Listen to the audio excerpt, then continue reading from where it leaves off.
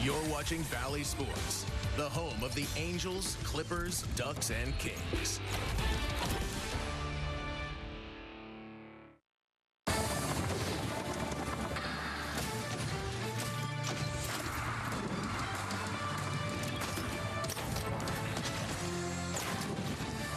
And we welcome you to our Angels Live pregame show as we get you set for the Halos taking on the Rockies. Angels Live is presented by Nissan. Another absolutely picture-perfect night for baseball here at the Big A. Tim Salmon's got to have a yacht in there somewhere. I just know he does. Here's what's coming up on the show. The deadline was today. We'll tell you what went down for the Angels and Major League Baseball. It's been tough going for the Colorado Rockies as Bud Black's team is in town. We'll break it down. And Nolan Schanuel's been doing his thing in his rookie season. Coming off a reaching base 5 times. He's having a great season. And we welcome you down here on the field on what was relatively a quiet day at the deadline. Saturday, Carlos Estevez gets moved for 2 really good pitchers, prospects, and today Luis Garcia right at the deadline for 4 prospects. And also, it's about what is left here with this team, including us. Yeah, including us. We didn't we made it. They're not going to trade you on a Goofy Tuesday for sure. But Mark, let me ask you, what do you make of the fact that some of these guys with control were not traded today? Yeah, I mean, you kept hearing there was the number of guys possibly being traded, but then when you look at the guys that didn't go, like the Renjifos, the Tyler Anderson, the Taylor Ward, each one of them is leading in major categories for the Angels. You got Taylor Ward with home runs and RBIs, Renjifo with the batting average and stolen bases. Tyler Anderson, he's the one guy you're counting on innings, wins, and ERA. So it's surprising that more clubs weren't inquiring because there was a lot of deals made during this trade deadline because there's so many teams that feel they were 1 or 2, maybe 3 players away from being in the World Series. But Fish, let me ask you, you're just not going to give these guys away for nothing. I mean, they're valuable not only to other teams, but especially to the Angels. Well, that's one thing Perry said. I mean, you're going to do what's best for the organization. And here's the deal. In 2 months, he's going to be trying to put together a roster for next year. So a guy like Tyler Anderson getting dealt, hey, if there's people out there that are willing to give you something in return, especially a piece you can plug in the rotation next year, maybe you take that deal. But if that deal's not there, how do you replace Tyler Anderson in the rotation next year for $13 million? I mean, you're looking for that veteran guy. He's done a great job for the Angels. Maybe turn it around. You'd like to have that guy back in the rotation and have to go out there free agent market. I mean, to me, maybe the best trade was the trade that wasn't made in that situation. Luis Renjifo, same thing. I mean, he's a quality utility guy. You just don't know what kind of moves are going to be made over the winter. Hey, maybe these guys get traded over the winter in a different scenario, but you're going to be trying to put together a team in a few months, and those are huge pieces to have. And to move those guys just for some minor league prospects, well, are these minor league prospects going to be part of your big league club next year? I mean, you got to have a big league club next year, too. Absolutely. And also, listen, you don't trade Taylor Ward. Mike Trout had a setback. We'll get into that a little bit later. But you need guys, good guys, to play. But, Gooby, here is the haul. Now, the 2 pitchers that the Angels got for Estevez, everybody thinks the Angels won that trade. And 4 players, right? Lugo is, considered a really good prospect for Luis Garcia. Yeah, but Klassen is the guy up on top. It was very comparable to Caden Dana as far as stuff. And when you hear those comparisons, you go, okay, this kid has a chance. He can touch 100 miles an hour with his fastball. The righty, he's getting bigger, getting stronger, and there's a good possibility we'll see him before too long. So anytime you make deals for prospects, you hope a couple of them panned out. I still go back to Larry Anderson was traded, middle reliever for Houston, to Boston for a pretty good guy named Jeff Bagwell. And I mean, so you just never know what those deals are going to happen. I mean, if one of these guys could turn out to be a Jeff Bagwell type player, you never know. Well, I'm sure there were a lot of people calling Perry for some of these players with control, but in the end, it was just Luis Garcia that got traded at the deadline. Here's what Perry had to say earlier this afternoon. Traded Luis Garcia, which Luis is outstanding for us. Carlos Estevez was outstanding for us. Those are tough guys to move because of what they bring and how they affect our younger players. But at the end of the day, for us, it's what's best for the organization and what we were presented. We ended up acting on, and we feel good about what we've gotten for those 2 players. If there was things presented that made the organization better, obviously we would have done it. So no specific names, but those are all good players that we have under control. And again, if there were things presented, as far as anybody in that room that made sense for this organization, we would have taken a look at it and acted on it. And Perry says that he feels the team is better today than it was before the deadline. Now, this is going to give an opportunity for Ben Joyce. Tim, I want to start with you. Hunter Strickland, also an expiring contract, was not moved. Hunter Strickland told me today that he loves this group and he wants to come back even next year. But for Ben Joyce, he learned a lot from Carlos Estevez, Luis Garcia about what it takes mentally to have that closer role. Well, you'd like to think that, he's had some good grooming, under Estevez. I mean, I go back to Troy Percival. He was groomed by Lee Smith. You had, Percy actually ended up grooming K-Rod. So, again, it's not enough to just have a great arm. You got to have the mentality that goes with it, and you got to have a guy that's done it ahead of, that's out there doing it, that can show you the ups and downs and walk you through some of these young guys, some of the situations they're going to be in. I think that's an important thing. It's just like it's important for a hitter to have a guy like, for me, Chili Davis, or maybe a Mike Trout, around the young guys. So it's important. I think he had some grooming this past year and a half that he's been up with Estevez. Hopefully that's going to pay off for the Angels. I'll tell you what, when he's incorporated that splinker, and I'll tell you what, that four-seam fastball is so much better. Now he has that fastball down, and then that four-seamer upstairs getting a bunch of punch-outs. I think he's ready for that role. I mean, you mentioned Hunter Strickland. Every day he was asking me, what do you hear? What do you hear? He didn't want to go. He wanted to stay here. He feels comfortable in this spot right now, and you might see him in some safe situations also. Yep. And Esty, one of the final things he said to Joyce before he left was, your stuff is nasty. Trust it. For Tyler Anderson, though, Gooby, here's an all-star. Affordable, right? For next year. Who's going to eat up all these innings if you go and just trade him for prospects? We've been talking about that over the last few days. I mean, he's got 130 innings pitched. He's a guy that every single time out there, you almost expect 7 innings pitched. A lot of the other guys in the rotation right now, you're trying to hope to get to that 5th or 6th inning. So you're talking about getting a lot of innings out of your bullpen. He's been in also now 2 of the last 3 seasons, Tyler Anderson. And I think his stuff right now correlates into being able to be dominant again next year. His change has been great. A lot more trust back in his fastball. Cutter's been good, but I like the fact that he's still here. I saw him walking out. I go, glad you're still here. Yep. And he just smiled. He goes, me too. Oh, excellent. Well, listen, 21 teams within 5 games of the playoff spot. Sellers market today. Who won the big trade deadline? And it wasn't just today, right? Here are key acquisitions. Fish, I look at the Padres. They pick up that closer, Tanner Scott. I think San Diego's going to be tough. What do you make of this list? Well, the Padres did well. They got the pitching, but, it's interesting to see the teams and how they address their needs. To me, the Orioles are the team that won. I mean, Gregory Soto out of the bullpen, left-handed pitcher. Eloy Jimenez, the big outfielder, big bat. Trevor Rogers, left-handed pitcher. Zach Eflin, right-handed pitcher. The Orioles were the team that really had a lot of holes to plug in the pitching side of things. They got so much depth. Their window is now. I thought they did the best job. Well, especially when Corbin Burns is a potential free agent. Yep. I mean, he's their ace of their staff right now. Yes, they have a good core of young players, and they didn't trade away any of those big names that we were thinking maybe had to go. They're still very strong. They're going to be good, but they're all in this year with the trades they made. The Dodgers with Jack Flaherty, he's throwing the ball really well this season now. Kiermaier in there, too.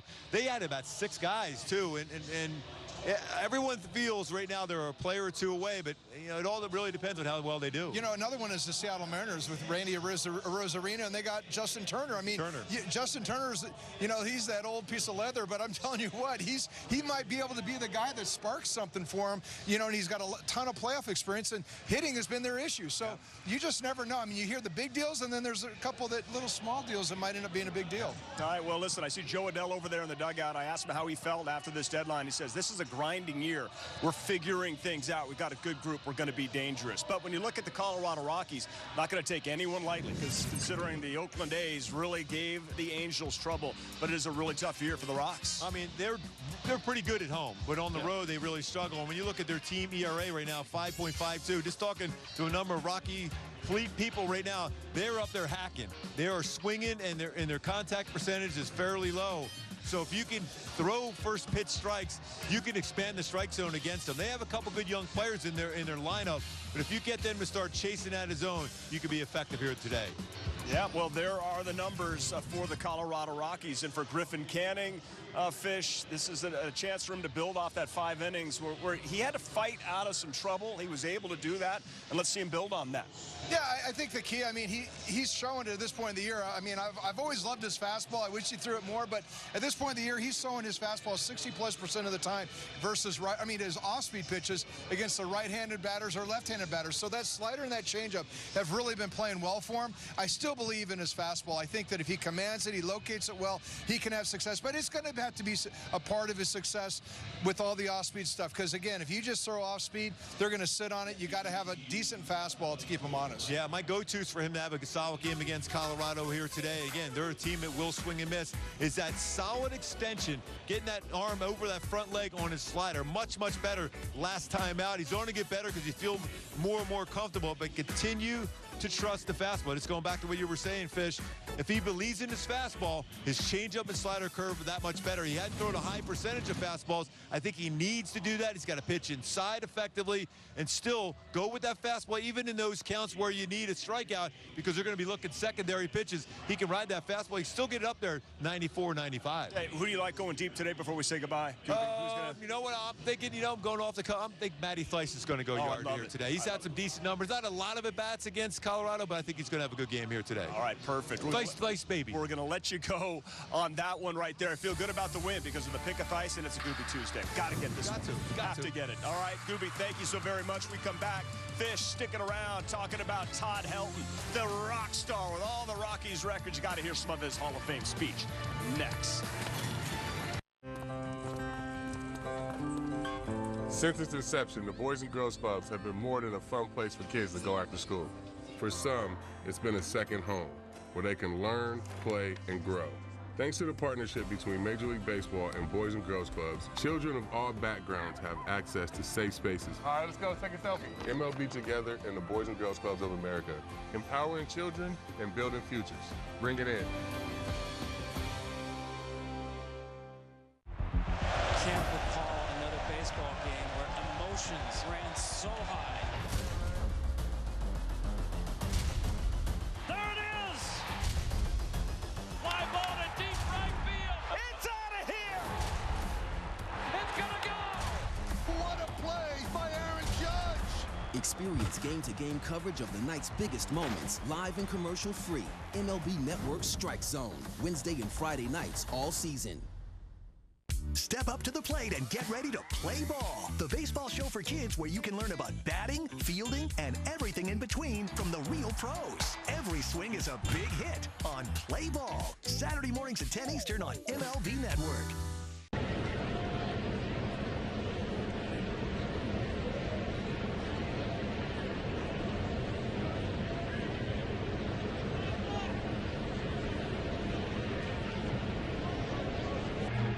$279 a month.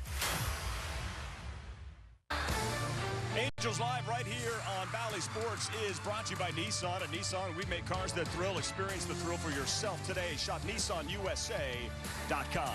It's the Angels and the Colorado Rockies here tonight at the Big A on Valley Sports. When you think about the Rockies and the all-time greatest player, if Todd Helton does not come to mind, then, I don't know what's going on with you. This guy, 5-time All-Star, 4 Silver Sluggers, 3 Gold Gloves, the 2000 NL leader, average ribby doubles and hits all 17 years with the Colorado Rockies. Some of the best eyesight in the business, and here's what he had to say at the Hall of Fame.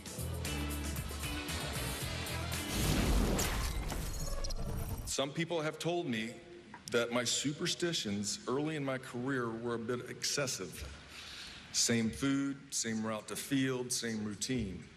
It made sense to no one but me. I remember getting a speeding ticket on the way to the field one day in Colorado Springs. I got 3 hits that day.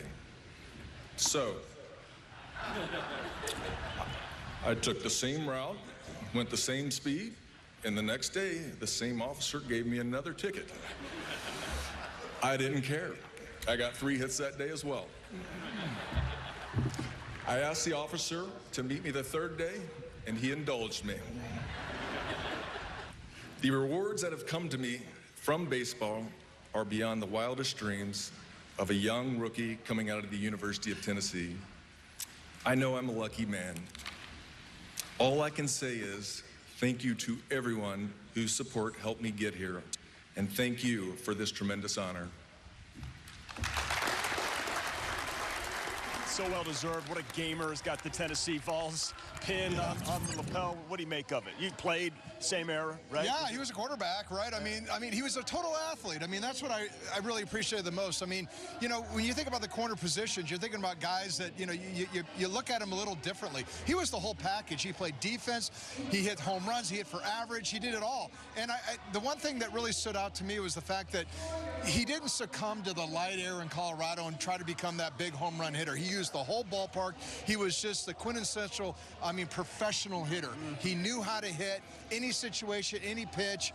You knew you could count on him. So to me, that's what I think of when I think of him. I mean, they had some big boppers, Andres Galarraga and Bichette, but there was nobody like Helton. He was just the purest of hitters. Yeah, just looked like a baseball player. Still hit 369 home runs. All right, we'll take a break. Continue to get you set for Angels baseball here on Valley Sports. We'll give you that update on one Mike Trout, as well as Anthony Rendon. But we'll talk about a rookie who's on a roll. I'll take the Nolan Schanuel, please, on Rock.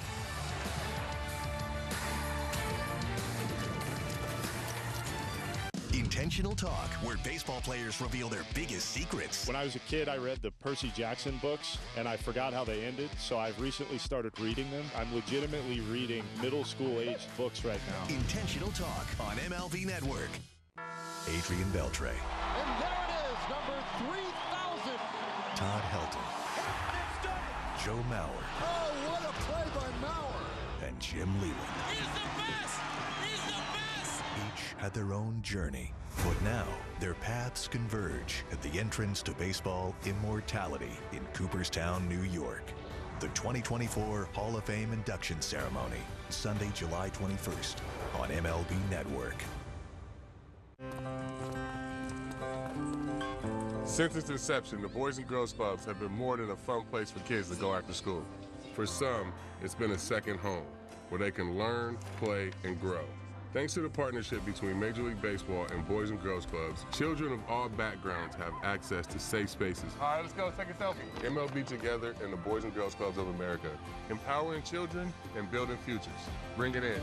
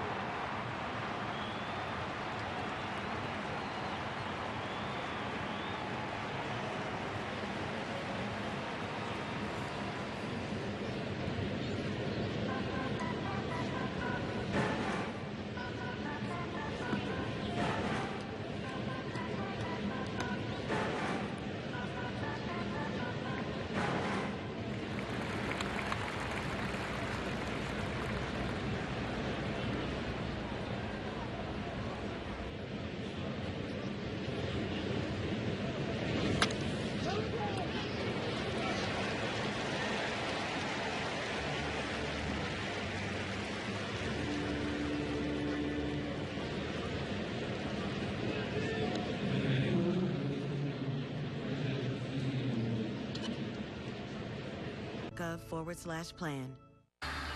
This is Angels Live, and it is brought to you by Nissan. At Nissan, we make cars that thrill. Experience that thrill for yourself today. Shop NissanUSA.com.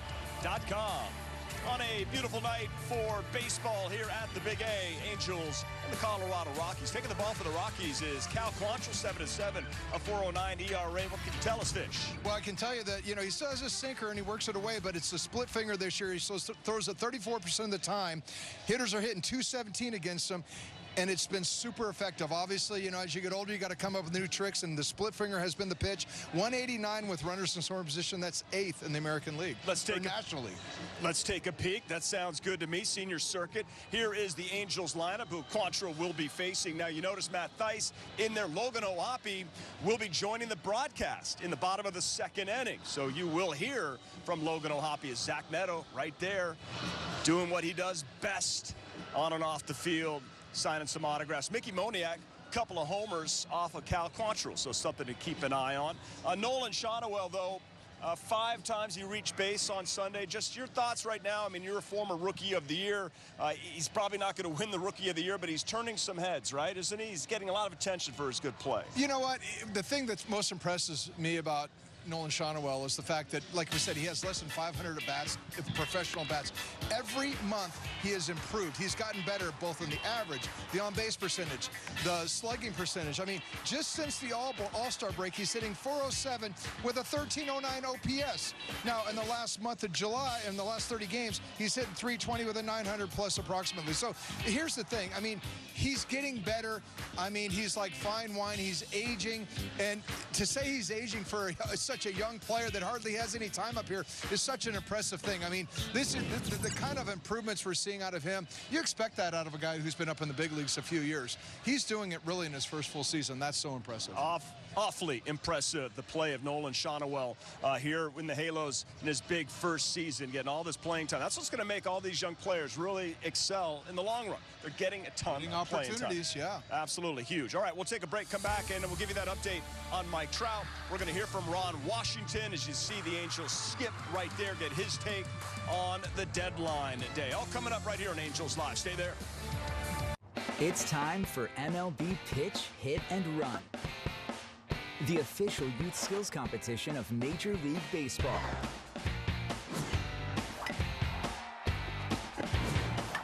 Host a local event and give kids in your community a chance to compete in the Pitch, Hit, and Run finals at the 2024 MLB World Series. Sign up for free at pitchhitrun.com. Can't recall another baseball game where emotions ran so high. There it is! Fly ball to deep right field. It's out of here! It's gonna go! What a play by Aaron Judge! Experience game-to-game coverage of the night's biggest moments, live and commercial-free. MLB Network Strike Zone, Wednesday and Friday nights all season. Step up to the plate and get ready to play ball. The baseball show for kids where you can learn about batting, fielding, and everything in between from the real pros. Every swing is a big hit on Play Ball. Saturday mornings at 10 Eastern on MLB Network.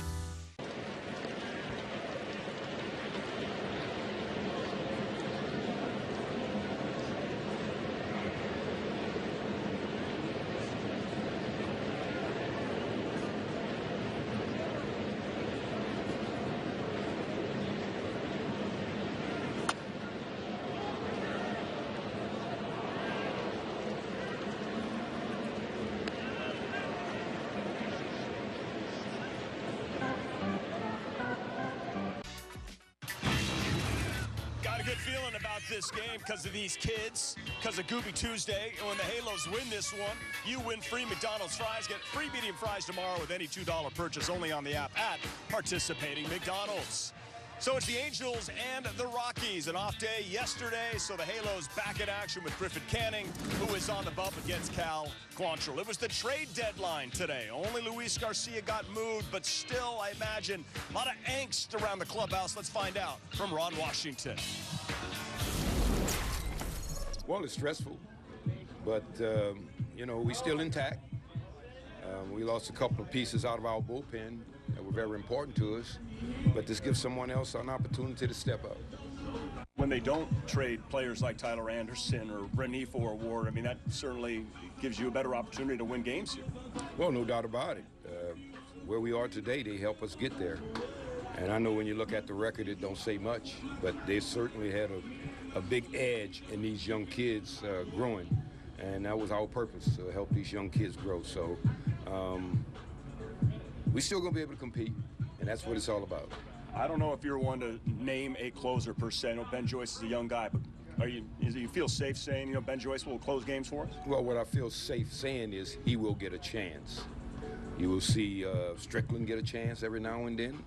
You might see Krause get a chance every now and then. It just depends on where we think the lineup sets up. But you will see him out there sometimes in the closing role. I can't say consistently, but you'll see him out there sometimes in the closing role. So stressful was the word that Ron Washington used. I was in the locker room, right, Fish, about an hour before the deadline. It was certainly quiet. Kevin Pillar was keeping everybody really loose, but it is a different sort of day. I talked to different players about it. What was it like for you to go through? Well, you know, anytime you have there's a lot of players being talked about, and, you know, anytime you're in that kind of a situation, And your teams, you know where your team's at. It's like, okay, everybody's looking to take our players because we're not going anywhere. And when you see those players leave, it's really depressing. I got to tell you, I mean, there was a few years, and when I played, it was like, I didn't feel like playing a game that night. It was like, what are we trying? Are we trying to win here? We just got rid of our best players, you know? So there is a little bit of that going through the players. Now, the difference is this is such a young team, and all these young players out here, they're just like, hey, they're focused on getting better and playing every day. But when it happens to kind of a veteran team that maybe things didn't work out the way you hoped it would, that makes it more difficult to swallow when you're losing players. In this case, the Angels only lost 2 guys on the bullpen. So like you said, hey, we're still competing. They are competing. They got some of the big bats in the lineup still, and doing well. Yeah, Kevin Pillar, another name that was out there, remains a halo. He has been outstanding. Well, some news that we found out today, injury-wise. Anthony Rendon back on the IL. This is a lower back inflammation. Michael Stefanik has been called up, not in the lineup tonight, but he's been ripping it up at AAA. But the big news today, without a doubt shocking, once again, Mike Trout had a setback on that surgically repaired knee to his meniscus and has been shut down from his rehabilitation, is being reevaluated. Presumably it happened already today. What do you think Mike is going through? Well, it's difficult. I mean, you know, anytime you come back from an injury, I mean, I've always said this, whenever you have an injury, you know, you play the game without thinking about how your body's doing the things that it's doing. All of a sudden you have an injury and it's like your heartbeat is right there on that injury. And part of the rehab process is breaking the cord, breaking that mental, you know, I don't have to think about my knee anymore. I don't have to think about my shoulder. Whatever it is, I can go out there and compete and not worry about it. And obviously for Mike, there's something still pain-wise going on that's keeping him there, that's making him, it's distracting him from what he's being able to do. So I know that that's an aspect of what's going on here. I think the re-eval is huge. I mean, they already told him last week that everything's fine. He hasn't hurt anything. You're not going to hurt anything anymore. So it'll be interesting to see what comes out of that re-eval. Yeah, without a doubt, this is frustrating, right? If you at home might be frustrated, I think that the organization, you know, is frustrated. They want Mike to play. Mike wants to play. It is just one of those things right now. It's just not going good. It's quite possible he's not going to play the rest of this year. Well, and it's even more frustrating because this is now going on, what, 4 years for Mike. I mean, he's had these injuries, and this is just part of the game. As you get older, things start breaking down, and you'd like to think it could have been back sooner, but it's just not happening. All right, listen, we are going to be here for Angels Live post-game. We're going to step aside. Great job, Fish. When we come back, Wayne Randazzo and Mark Gubiza, further details from trade deadline day and getting you set for first pitch. Rockies and Angels kick off a 3-game series here at the Big A.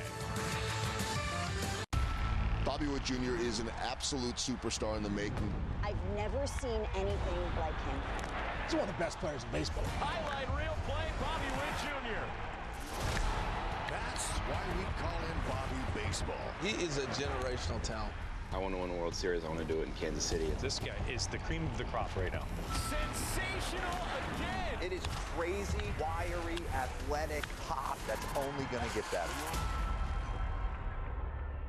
Step up to the plate and get ready to play ball. The baseball show for kids where you can learn about batting, fielding, and everything in between from the real pros. Every swing is a big hit on Play Ball. Saturday mornings at 10 Eastern on MLB Network.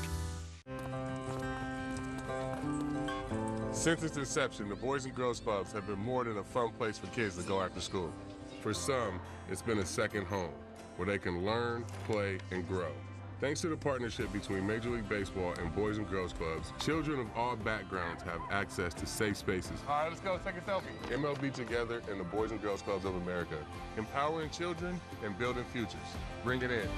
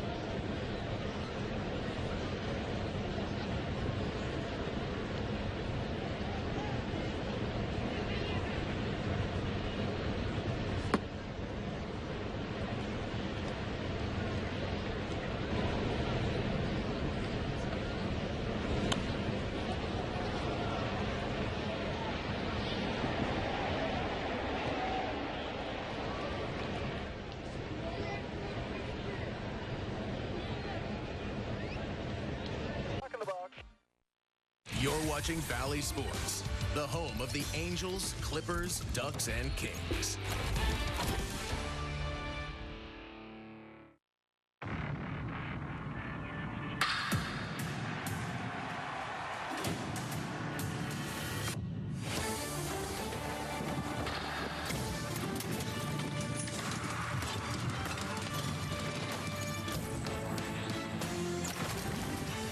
A beautiful night for baseball and surfing, evidently, here in Southern California. Tonight's game brought to you by Arco, the official fuel of Valley Sports. The trade deadline has passed, and the Los Angeles Angels open a series tonight against the Rockies. Alongside Marco Bazan, Wayne Randazzo, and Gooby, for those players who stick around past the trade deadline, what's the feeling of relief that they are still on their team? Yeah, Wayne, it's always tough. I mean, because these players are part of your family. You're there from February on to now, and into the trade deadline, you're wondering if your best friends are going to be moved on, but obviously now there's a couple trades, couple relievers gone, but the core guys are still here, and hopefully they'll be able to turn it on and start playing better baseball. Carlos Estevez traded the other day to the Phillies. Luis Garcia today to the Red Sox for 4 prospects, while the Angels did not make any of the bigger trades that would have included the likes of Taylor Ward or Luis Rengifo or Tyler Anderson. Those guys are still on the team. They're leaders in almost all the categories. We look at Tyler Anderson as far as wins, ERA, innings pitched, which is huge, 130 innings pitched. Luis Rengifo leading the team in batting average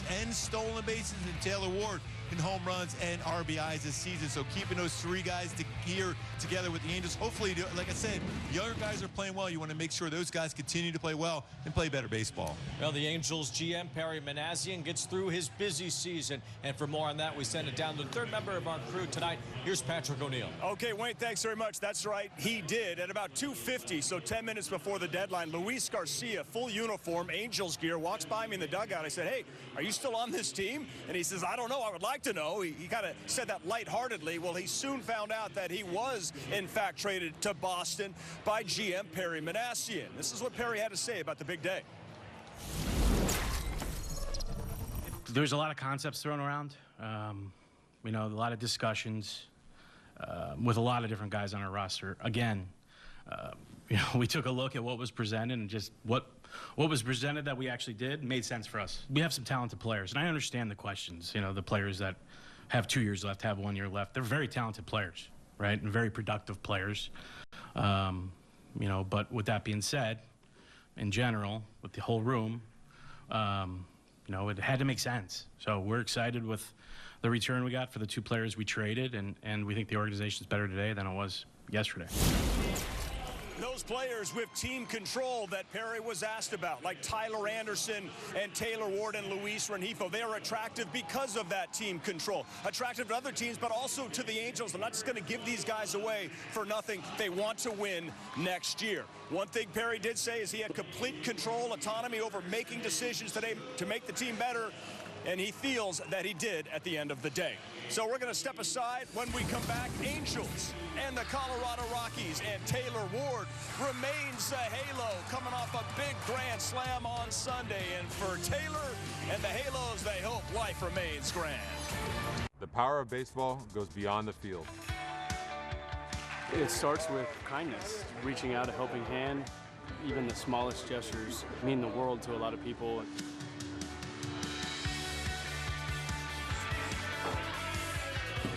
Stand up to cancer. Together. Together. Together. Together.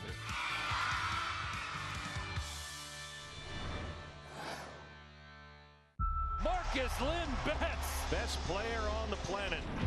I love watching Mookie play on the Hall of Fame highway. It's a blessing to have those expectations. Goodness! And that one is gonna go! Mookie Betts, what a monster! Got some more unfinished business to take care of. Are you kidding me? I try and do the best that I can in anything that I can control. Nothing on a baseball field that Mookie Betts does not excel at. Join the conversation on Intentional Talk. I had a moment with a turtle. I was out snorkeling. He just turns right in the water and looks dead in my eyes. We like connected, and I was like, yeah, I got you, buddy. Intentional Talk on MLB Network.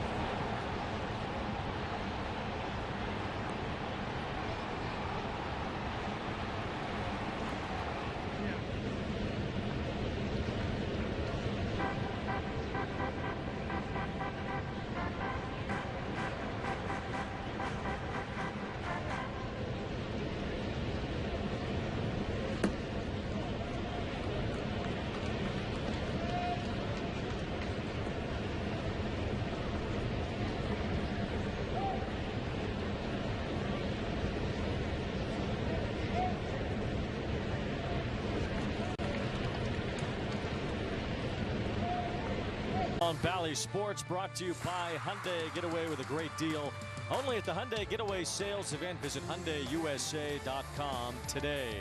By Jack in the Box Mini Chimmy Bang Bangs. Yes! Mini Chimmy Bang Bangs. And yes! By the OC Healthcare Agency. Navigate to a healthier you at angels.ocnavigator.org. Thanks a lot. Yes. Yes.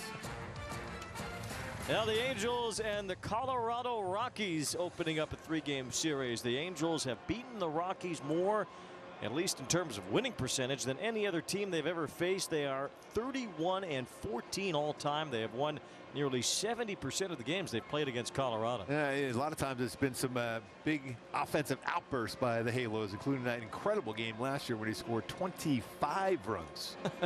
25 runs, the franchise record. They won that game at Coors Field, as you'd expect, a 25-run game there. And the starting pitcher in that game for the Angels was this man. Griffin Canning is on the mound tonight. Yeah, he threw 6 shutout innings in that game. The Angels end up winning 25-1.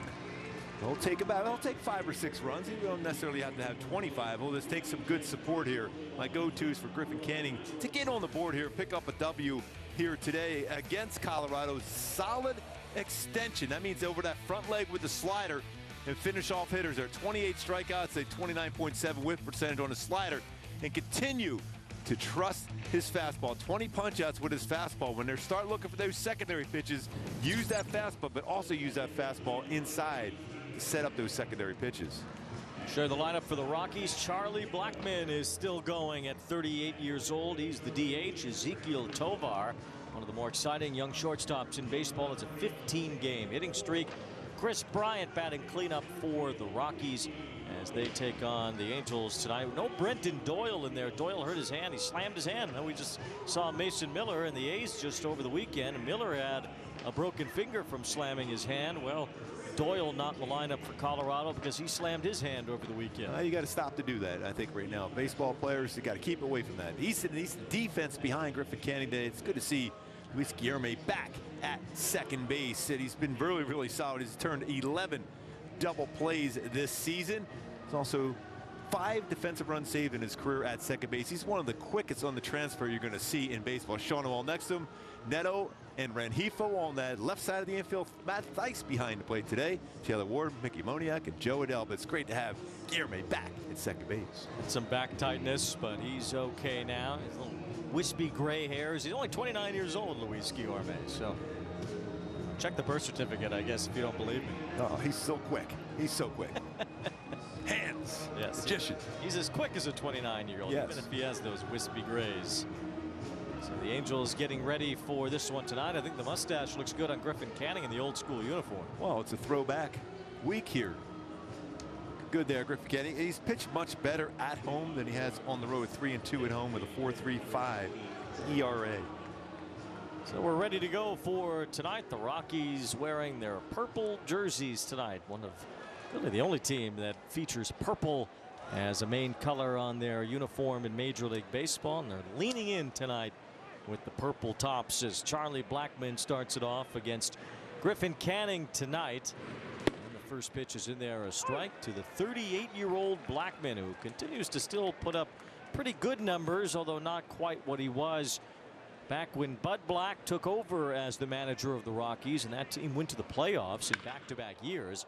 They can still swing it, and there's a base hit for Blackmon to start the game. He stayed on that fastball pretty well, or that was actually an all-speed pitch, almost 104 miles per hour off the bat. Curveball down, lined it back up the middle.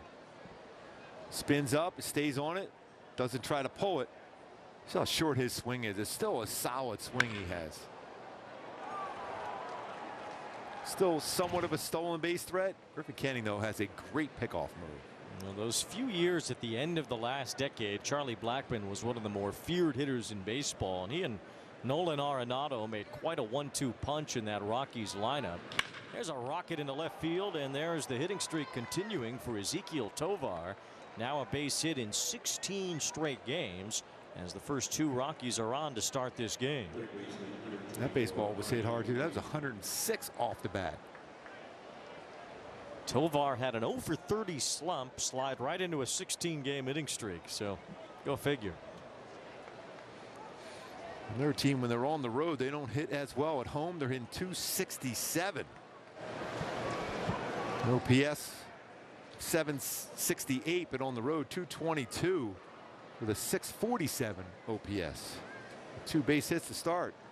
8 double plays turned behind Canning so far. This is a local boy here from Mater Dei.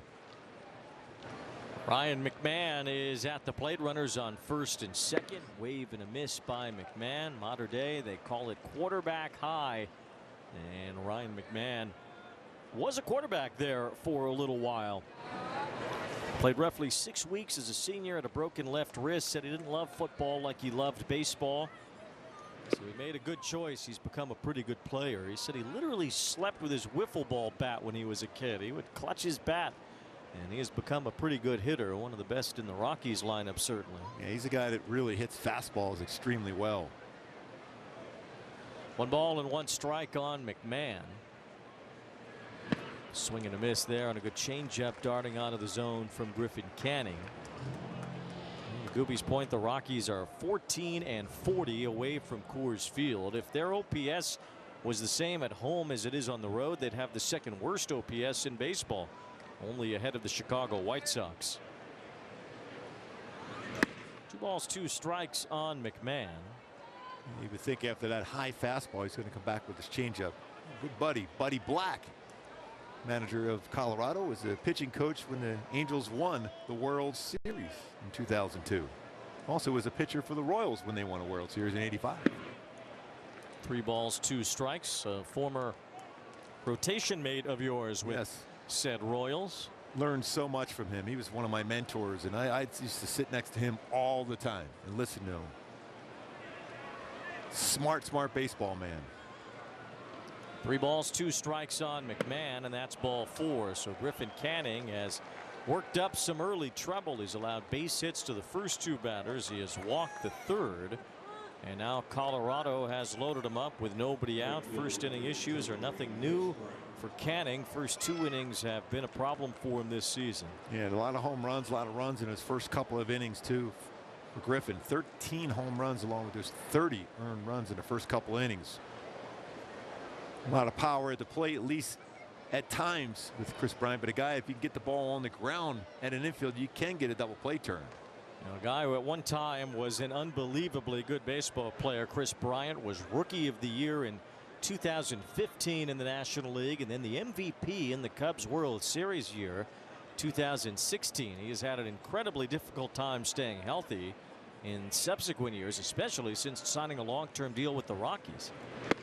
And you would think that would have been a perfect matchup for him, especially in Coors Field as far as home run power.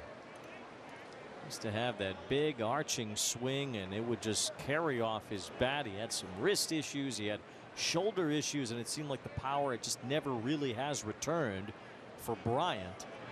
He lines this one out toward right center field. Moving after it is Adele in the gap. Running catch made by Adele. Well, that was a great play. He closed on that one really quickly off the bat. I'm thinking that might score at least 2, if not all 3 base runners. Blackman does score. Tovar goes to third base as McMahon holds at first. So it's a sacrifice fly for Bryant. You see where Joe Adele was playing and how much ground he had to cover to run that one down. It made it look pretty easy. That was a solid play. Running in and out of that sunshine too. So that's the first out of the game, and it brings up Brendan Rodgers.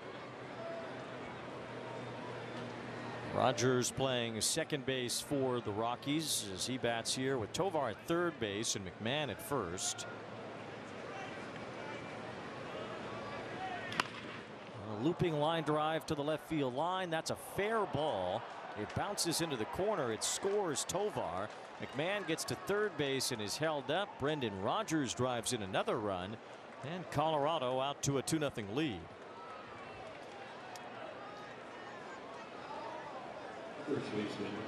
Able to bring his hands in on that fastball and just kept it fair. Not a bad pitch too. It's off the plate inside. He kept it just inside the chalk.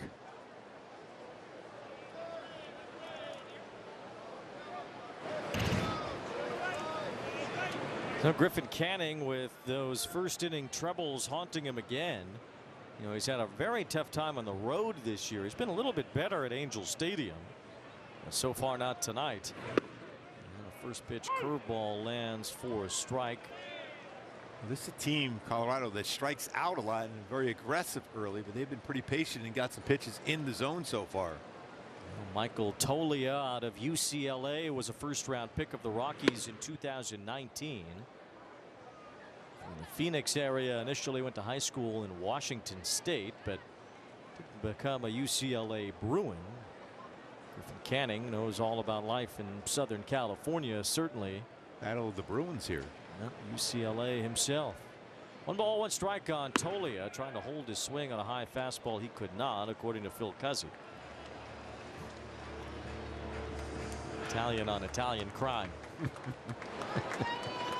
Tolia will strike out. A lot of these Rockies are strikeout victims quite often. They don't walk a lot either as a team. 1 ball, 2 strikes on Tolia with the infield in. A good stop by Matt Thaiss, getting the start behind the plate tonight. It's so hard to figure out why it struggles early in the game for Griffin Canning. You know, numbers speak. Completely different. 288 batting average going to first start. 285 compared to 241 the second time through. The first inning especially entering tonight, the batting average allowed 348. The OPS allowed 1094. I mean, he's basically making his opponents Aaron Judge in the first inning. His ERA was 9 in the first inning entering today. It's higher than that now. 2 balls, 2 strikes with 2 in scoring position. And Tolia lays off as Thaiss fakes a throw. It's 3-2. Already a big pitch right here now for Kenny, even though you do have an open base. Looking for that punch out. Need to strike out here.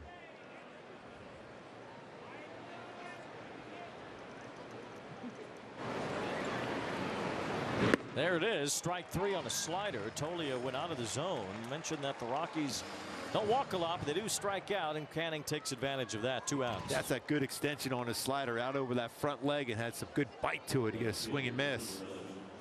His 29th strikeout this season with his slider. Big one now.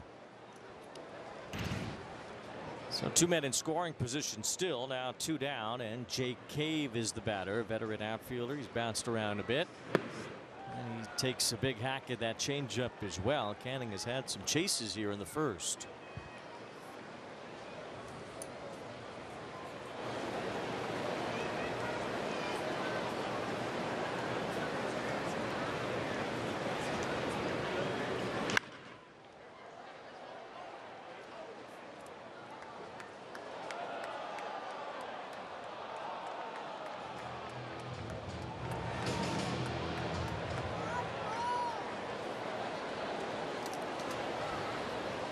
The runners on base. McMahon at third base. Rogers at second. Colorado's already scored 2 in the inning. And Canning trying to at least get out of it without further opposition scoring. That's just off the plate from the outside corner. 1 ball, 2 strikes on Cave. He tried to backdoor the slider.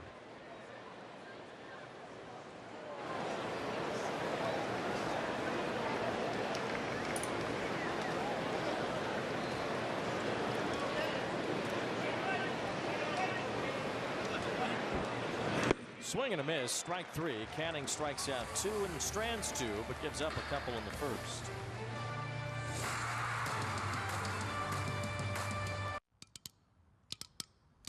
Have you heard? Soda's not a dirty word anymore. Introducing Poppy, the best thing to happen to lemon lime since, well, lemons and limes. It's the iconic, refreshing flavor you crave, but with 3 grams of sugar. Real lemon, real lime, real juicy flavor. The future of soda is now, and it's called Poppy. Poppy, soda's back.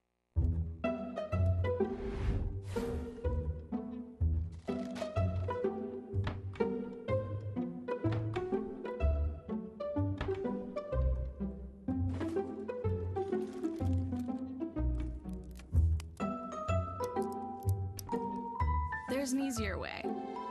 From fixing your cabinets to cleaning your countertops, taking care of your home is easy with Thumbtack. Download the Thumbtack app and start caring for your home today.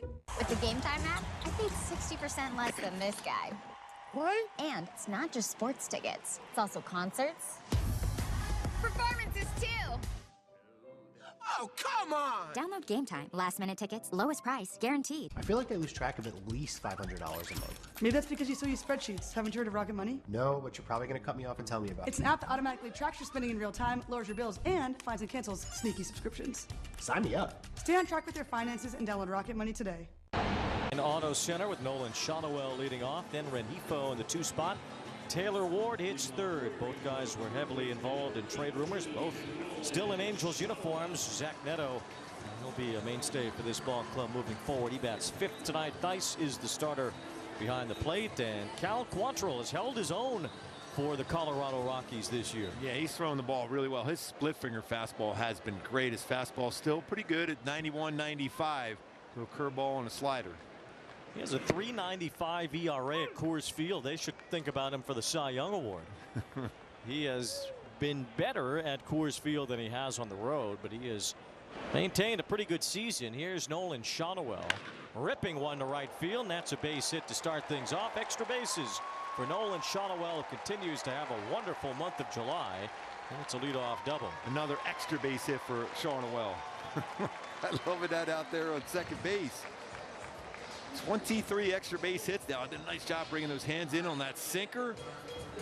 It's off the bat at 100. Right away in scoring position. Guys are bringing out their hitting shoes here early on. Sometimes when you have that day off, you kind of think, oh, the pitcher's got the advantage, but not so far. The Rockies had 2 runs in the first off of Griffin canning. Quantrill's allowed to lead off double, and here's Luis Rengifo. Talked about him a bit in the open, still with a year left of team control. He rips one to right field. He has a base hit. Schanuel will be held at third base. And the Angels have come out swinging. Runners on the corners, nobody out. My go-tos to be successful against Quantrill today is you got to power his sinker. 331, slugging 581 versus sinker with 8 home runs. And don't expand versus the splitter. And he did a nice job of bringing that in the zone. He got a base hit, 39 strikeouts with his splitter this season. That's one of the better swings we've seen over the last 2 days for Luis Rengifo. You wonder with all that, talk about possibly being traded, was he pressing a little bit? That was a nice solid swing. Now here's Taylor Ward, who also was involved in a lot of those discussions, and no trade materialized for Ward. Who swings and misses here. Taylor had a big hit on Sunday as he cracked the grand slam in the ball game against Oakland, which the Angels were down 6-0 in. They had a come from behind victory against the A's. Trail 2-0 here after a half inning today.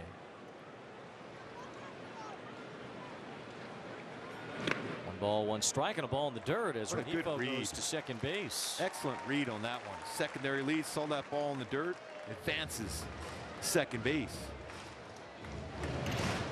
Elias Diaz behind the plate for the Rockies tonight. Yeah, we've seen Diaz last year. He was really solid against the Angels, both at the plate and behind the plate defensively. One ball, one strike on Taylor Ward with runners on second and third. Now nobody out.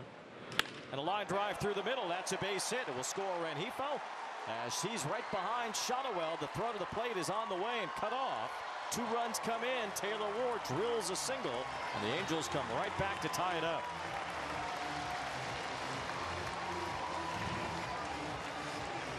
Colorado started out with 3 straight base runners, get 2 runs in, and then this one right here from Taylor Ward, picking up 2 more RBI.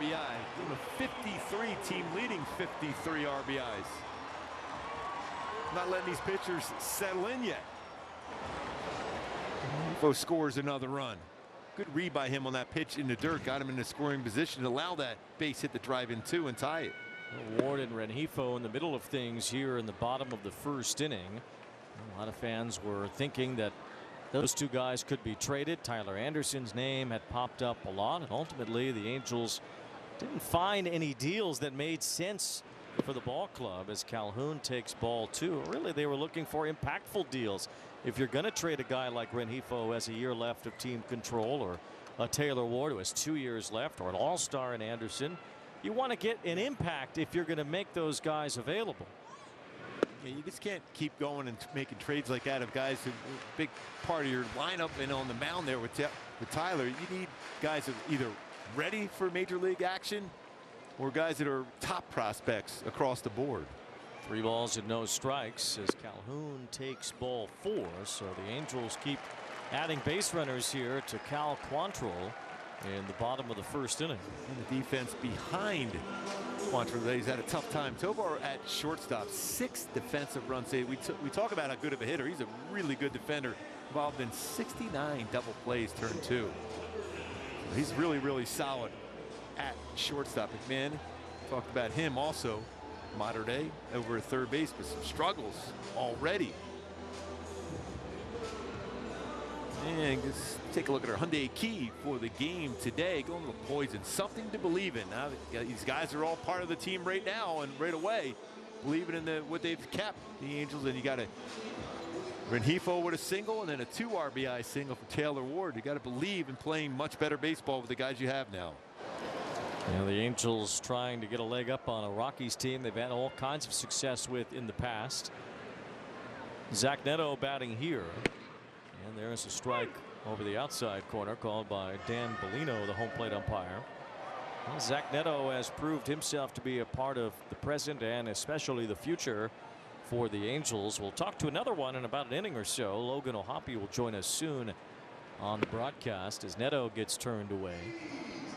We've seen Nolan Schanuel blossom over the last month as well, and you still get tantalized by what Joe Adell can bring to a ball club. So there are signs that the Angels feel like they are headed in the right direction. They are building from within. And if they were going to make moves in what was described as a seller's market, it needed to add to what they have already built. They didn't find those deals when it came to Anderson or Ward or Rengifo. So if it seemed like inaction or inactivity, doesn't sound like that was the case. It just sounded like the deals that were going to add to what the Angels are building here just weren't available to them. 1 ball and 2 strikes on Zach Neto. And that makes it 2-2. Zach Neto is the Fonz up there on the scoreboard here. We're throwing it back a little bit further, it seemed. We're pretty focused on the 80s over the weekend, but now we're going a little back. He's the Fonz. He's the Fonz. 2 balls, 2 strikes on Neto. And that's inside for ball 3. So the Angels already with 2 runs here in the first inning against Cal Quantrill, and still nobody out. They could add more here. I don't know if you go here now.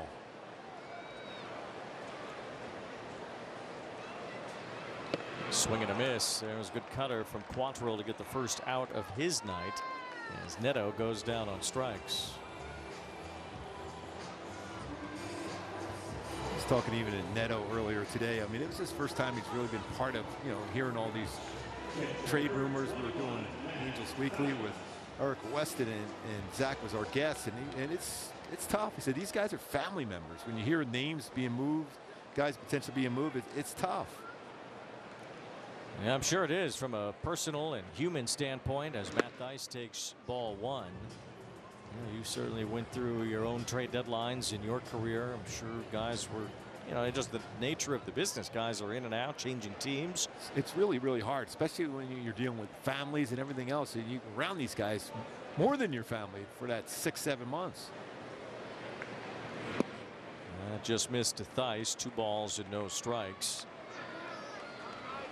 Some deals that were out there, it seemed like there were some crazy returns. Guys like Yusei Kikuchi getting a big haul from the Houston Astros, I think took some people by surprise.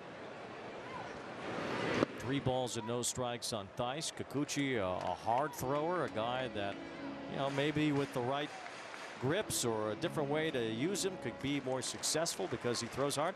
Teams around baseball value velocity. We talk about it all the time. Whether that value is there for Tyler Anderson because he doesn't throw as hard. The reality is a guy like Yusei Kikuchi throwing in the high 90s will stand out. Yeah, you just never know if the new environment there down in Houston. They've had some success bringing in pitchers and turning them around. So we'll see if that's the case. Even if Anderson's been a lot better than Kikuchi. Yeah. Still that teams value velocity. We all know that. 3 balls and 1 strike on Matt Thaiss. And the green light 3-0. Pretty good hack at that sinker down. Still got a good chance of getting some sort of a fastball here too. Runner at second is Ward. And Thaiss hits one in the air to left field, fairly deep, but it holds up for Jake Cave. Shy of the track, he makes the catch. Ward is tagging, going for third base, and the throw cut off as Ward aggressively moves up 90 feet. When you look at him, and he's got a guy that every once in a while will throw a wild pitch, especially with that splitter. It's not a bad idea. So you get ahead of the count, you might see that splitter.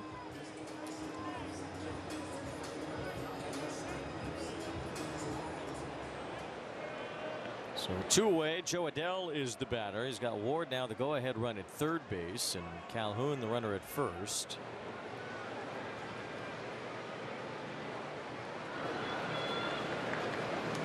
Swing and a miss by Adele. Ultimately, the Angels were very happy with the return on Estevez, who is very popular amongst GMs around baseball, and landed with the Phillies. And they got some volume in return for Garcia to go to the Red Sox. They got 4 minor league players for Luis Garcia, and they'll try to do what they can to develop some of those guys they've brought in. I mean, he had some numbers. That sounded like it got him. It did. Adele hit by a pitch. I mean, real good numbers they got from Boston. We just never know how that correlates into solid major league players.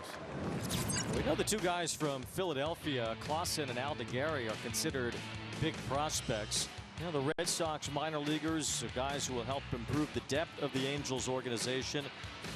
Nico Cavadas sounds like someone that the Angels are excited to have in their organization and feel like can move up fairly quickly. Matthew Lugo, Ryan Jefferson, and Jefferson Vargas also part of that trade. I'm really excited to see Clausen. I hear so many good things about him. I mean, he's upper 90s, touching 100 on his fastball.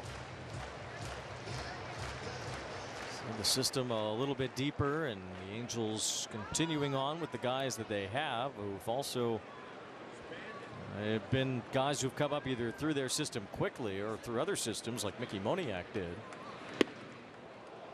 Swing and a miss there on a fastball down in the zone. And Moniak had that hit last year against Cal Quantrill when he had his first at bat of last season, and hit a home run off him on his birthday. It was a season debut birthday leadoff homer that Moniak had off Quantrill. Gets this ball to the right side. A diving stop by Rogers. What a play to end the inning and save 2 runs. Well, that's some serious range to run that one down, make the play, and still get up quickly to get Moniak. That's in the outfield grass when he made the play.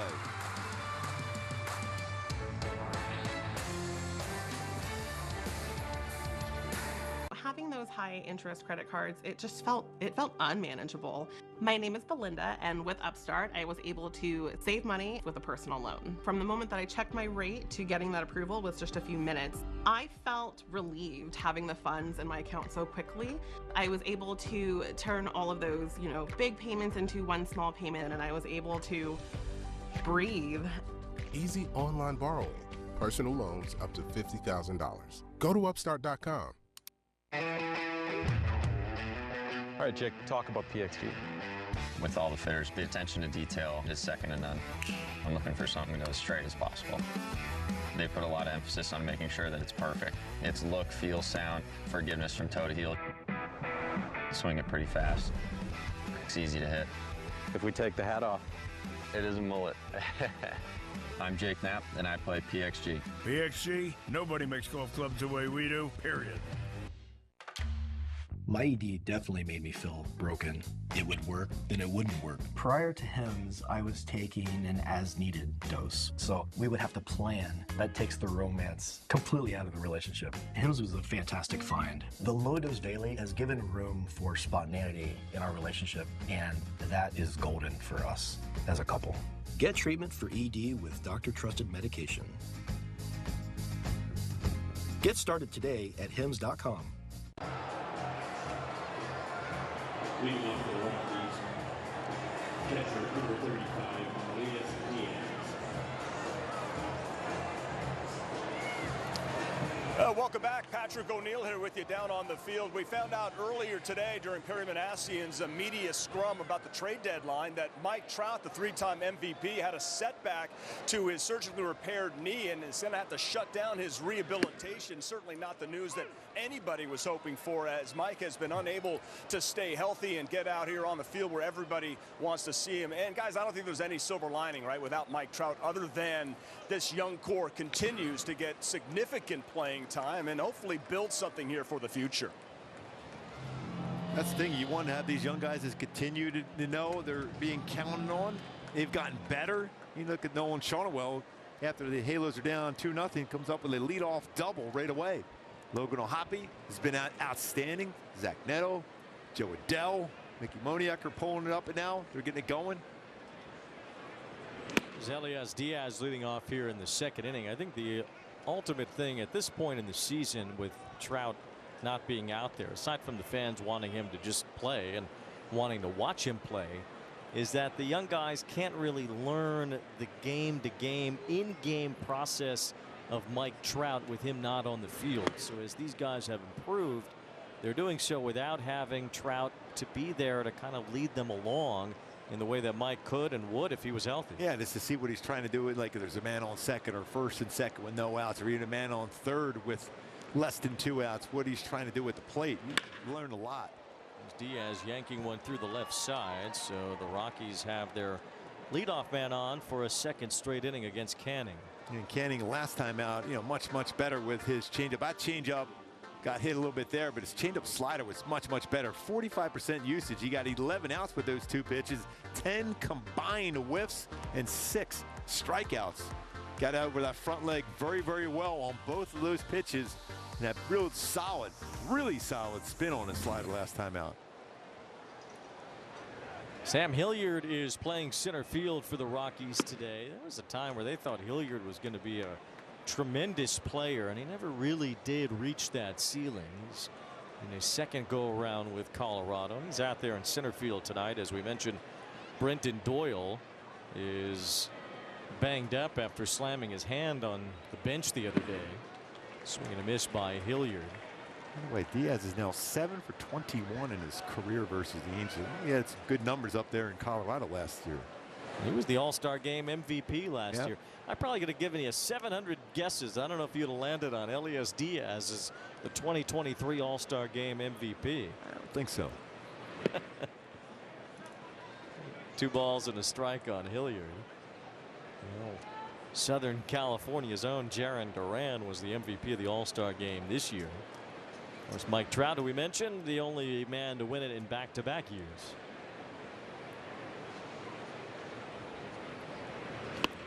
Ball 3. You talk about Canning holding base runners a lot. Well, Elias Diaz could fall down on first base with the lead that he has. What's this lead for Diaz? He's going to take about 2 steps here, and that's it. There you go. It's a comfortable lead. Yes. Swing and a miss by Hilliard. I don't think he's running. That's what I'm trying to say. Pretty good chance. No. 8 swing and misses already. It's an odd game so far for Canning, especially with the top of the order coming up. This big pitch here for him. Hilliard able to foul it off, so it's still 3 balls 2 strikes on Sam Hilliard. Doyle has been one of the best offensive players in the National League in the month of July, so he's a good defender too in center field. We'll maybe see him at some point in this series, but not tonight.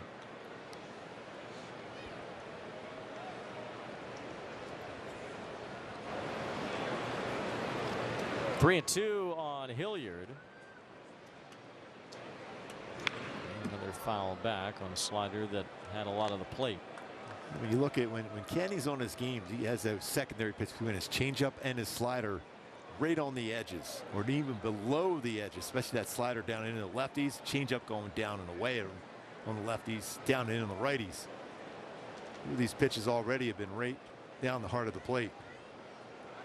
Canning being reminded by the home plate umpire Dan Bellino to make some eye contact with the batter at a certain point in the pitch timer. 3 balls 2 strikes on Hilliard.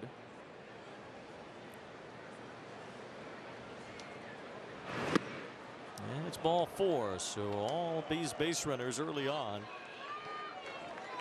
6 of the first 9 have reached for Colorado in the first 2 in each of the first 2 innings.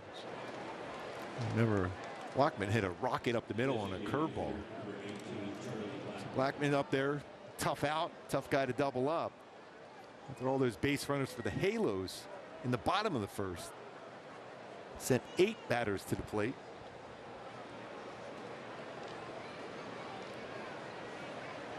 Runners on first and second with nobody out for Blackman.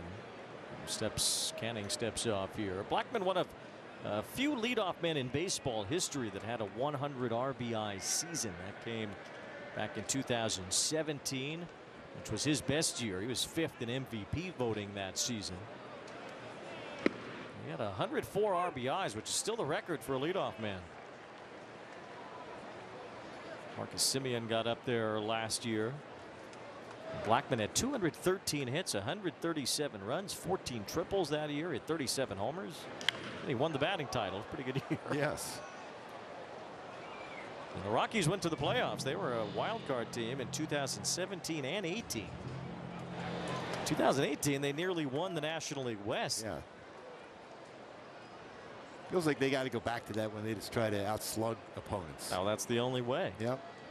I mean, it's tried and true for them. Anytime they've been successful, that's why. 1-2 strikes. Think about the early Rockies teams, the Blake Street Bombers in the 90s with Dante Bichette and Andres Galarraga, Vinny Castilla, Ellis Burks. Those guys could really hit. And they went to the playoffs in '95, their 3rd year. Blackman lines a base hit to right field. And the bases are loaded with nobody out for the 2nd straight inning for Colorado. So already Blackman 2 for 2. It's another pitch right down the heart of the plate on a 1-2 count when you're trying to go to the edge. That's a slider to back to the middle of the plate.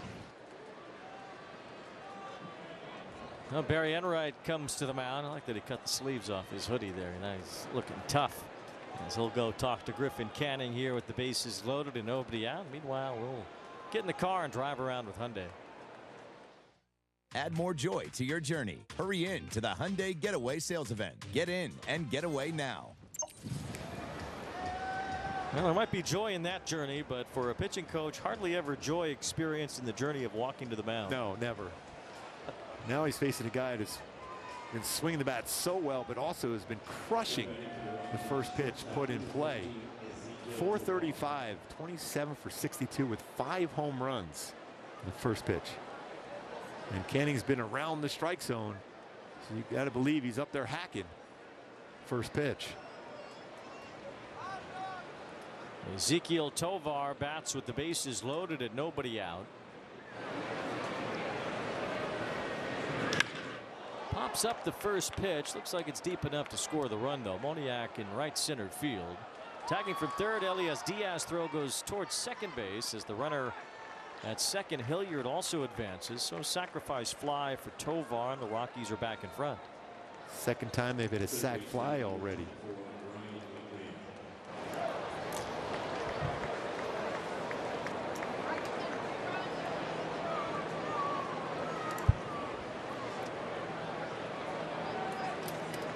So 1 out now. Ryan McMahon is the batter. McMahon walked his first time. Canning's allowed 3 runs on 5 hits with just 4 outs recorded. The Angels did get 2 runs on 3 hits in their first inning off Quantrill.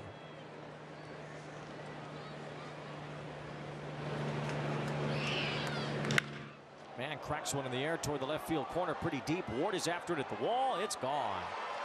Ryan McMahon has come home to Southern California and delivered a 3-run homer.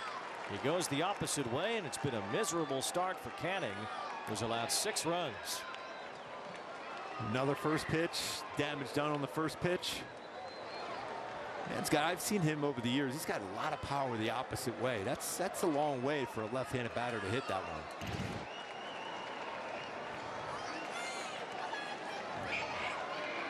With the respond in the offense right back after a 2-0 deficit. Colorado comes right back with 4 of their own. 6 runs, 6 hits. You'd think we were in Coors Field with this score so far. The Rockies with 2 in the top of the first and 4 in this inning, and the Angels with 2 in the bottom of the first as Roansy Contreras gets loose for the Halos. Well, tomorrow night the Angels are planning to start Davis Daniel. Carson Fulmer will pitch on Thursday. Tyler Anderson's been pushed back to Friday when the Mets are here. Exactly what we were talking about when everyone say why haven't you thought about moving Tyler Anderson? He's a guy that gives you a lot of innings. 130 innings in this season. You can almost pencil in there for 7 innings almost every time out. And Anderson also provides a fairly inexpensive starting pitching option for next year for a guy that's had success over the last few years. I'm surprised Anderson didn't get more as far as any potential trade value is concerned because of the fact that he's pitched so well the last couple of seasons, at least 2 of the last 3 years, and we've seen how effective he can be with his changeup. You'd think he'd have been able to help a playoff team out. 2-2 on Bryant. And the chopper foul. I'm sure the Angels will be happy to have Anderson for the rest of this year and especially next season when they put their roster together and it's one less starting rotation spot to worry about. The guy on the mound right now might be a starting rotation spot to worry about. Griffin Canning has had a rough year. 2-2 as Bryant whiffs there. This is not the type of season Canning was hoping to have, as his ERA is now 5.5. After last year where he had a career high in starts, innings pitched. Thought maybe staying healthy, taking that next step.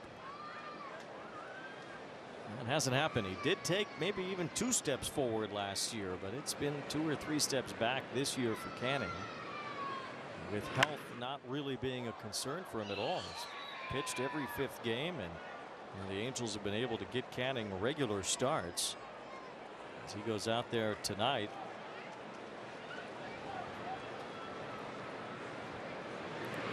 Oh, 2 on Rogers. The 22nd start for Canning. He and Tyler Anderson are the only 2 Angels starters that have not missed a turn.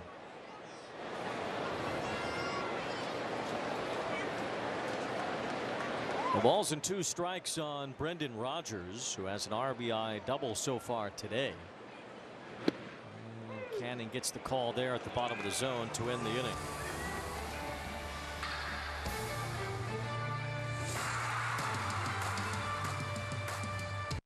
Marcus Lynn Betts, best player on the planet. I love watching Mookie play on the Hall of Fame highway. It's a blessing to have those expectations. Goodness.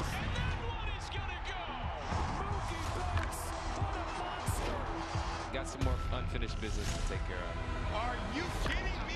I try and do the best that I can in anything that I can control. Nothing on a baseball field that Mookie Betts does not excel at. The power of baseball goes beyond the field. It starts with kindness, reaching out a helping hand. Even the smallest gestures mean the world to a lot of people.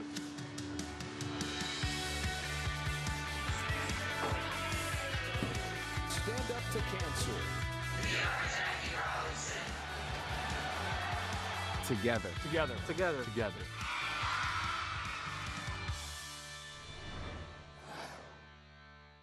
Catch up on all the baseball action with a triple play. Kevin Millard, Ryan Dempster, and Sierra Santos. 3 hosts joined by baseball's biggest stars.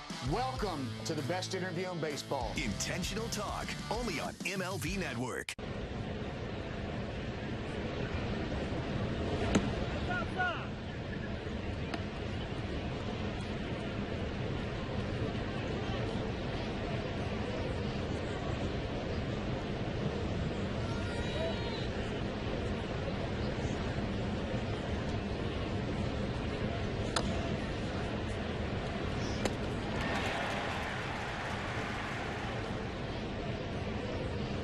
Logan O'Hoppe has certainly had a standout year behind the plate for the Angels, and he has been kind enough to join us for the bottom of the 2nd inning as the Rockies are out to a 6-2 lead on the Angels here. Logan, how are you enjoying the day off?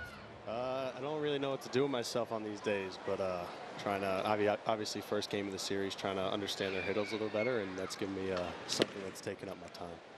I mean, you mean so much to the pitching staff. How difficult is it for you to be sitting in that dugout when you see Colorado swinging the bats against your good friend Griffin there in the first couple of innings? Yeah, it's obviously tough to see. You know, for better or for worse, you want to be in it and a part of it with them. But like I said, these are days where I try to learn as much as I can and try to not bother too many guys down here. And we've talked a lot about you developing the trust within the pitching staff. What has been how you've gone about this year developing trust with a fairly new coaching staff and developing that trust with a new pitching coach, a new manager, that they can allow you to go out there and call a game? Yeah, it's been an interesting experience for sure. Get up there.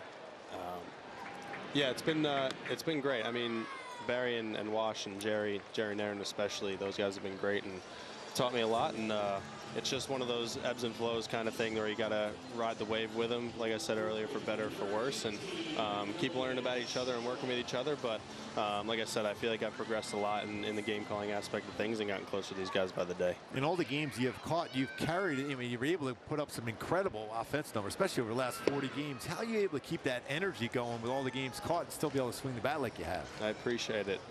Taking care of the things off the field, away from the lights, whether it's sleep, diet, hydration, taking care of everything I can to make sure I'm feeling all right at the field. And doesn't always end up that way. You still have your days where you don't feel too great. But I mean, I'm feeling really good. Body's great. Got a trip to New York next week, your home area. I retweeted your mom yesterday because she was talking about the fundraising page and how your dad went through what he went through, and there's going to be a lot of support for you and your dad next week. Yeah, it's going to be incredible. It's pretty overwhelming just to hear about it.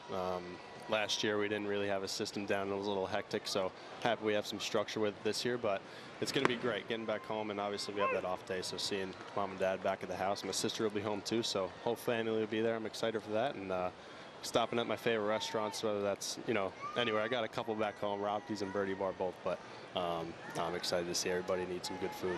Well, going to be a part of this young core of players. We have 4 guys with double figures in home runs. How fun is it to see you guys all developing at the same time and putting together some really good numbers? I think that's another group that has come together closer by the day, like I said, with the pitching staff before, but especially this guy at the plate now. You know, he's put in a lot of work behind the scenes and come a long way with how he goes about it. So I'm happy to see that, especially the last few games, it's producing for him. Neto, everyone knows that's my guy, and a brother of mine rather, and it's a fun group to be a part of, man. I think we're really starting to understand how we want to go about it as a group, and it's coming together. What do you think you guys have learned as a group about what it takes to win at this level? Learning through the failure. Obviously, we've had some games that haven't gone how we want to this year, but learning moments for all of us, and I think it's good for us in the long run, because then that taste doesn't leave our mouths, and we know what it feels like to not get what we want, you know. So I think we can use that going forward, and luckily we got a group of guys that are hungry here too, so we'll keep going and keep building on it. And going forward, I mean, I know we're looking ahead maybe when you go back out there tomorrow, when you have potentially a Ben Joyce in that closer role, when you see 2 of your big parts of your bullpen no longer with us. How is it going to be able to navigate through that, some of your younger arms down in the bullpen now? Yeah, it's a lot of fun. I think it helps that we're all in a similar boat, whether it's him or Soriano. I mean, those guys are so open to learning and obviously have great stuff. So, yeah, I'm excited for what the future holds. All right, Logan, we're excited to see you out there tomorrow. Appreciate it, guys. Thank you. Good job, man.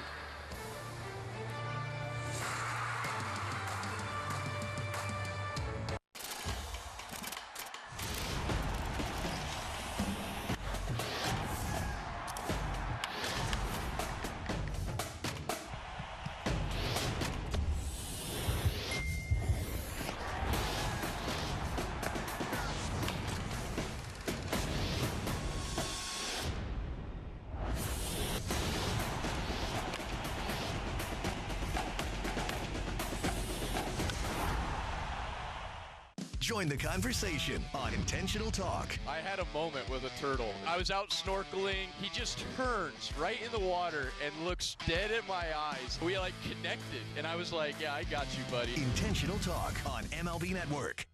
Marcus Lynn Betts, best player on the planet. I love watching Mookie play on the Hall of Fame highway. It's a blessing to have those expectations. Goodness. And that one is going to go. Mookie Betts, what a monster. Got some more unfinished business to take care of. Are you kidding me? I try and do the best that I can in anything that I can't control. Nothing on a baseball field that Mookie Betts does not excel at.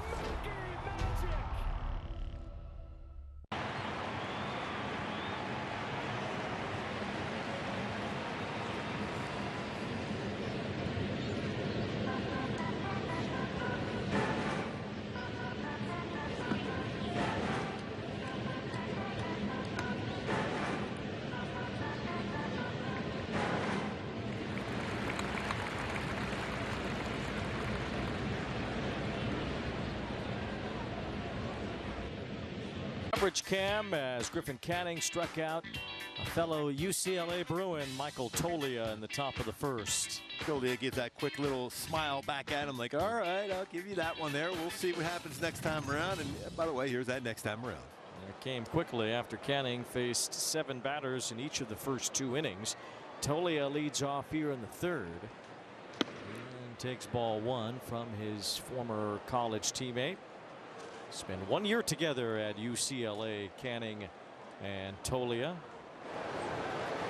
Tolia's hit for some power this year. He has 18 home runs as he fouls one off, and he's hit a lot of them recently, as Tolia has been one of the more powerful hitters in the National League over the course of the last month. He's hit 12 home runs since June 22nd. That's the most in the NL in that time. He gets this one in the air to right. This one won't carry though. Joe Adell camps under it and has it for the first out. Got that one inside. Let's take a look at our Frontier play sense, where the Rockies against Griffin Canning, they've been successful on the first pitch, being aggressive. 2 93-mile-an-hour fastballs and curveball there to outside part of the plate, and hit that one out for a 3-run home run. So aggressive swinging for the Rockies here, because Canning's been around the strike zone first pitch all night long, but they're jumping on that. Ball 1 to Jake Cave. Rockies normally will swing at the first pitch, 3rd highest percentage of swinging at the first pitch in the major leagues. 12 of 16 batters face first pitch strike. There's a swing there and a miss from Cave. 1 ball and 1 strike.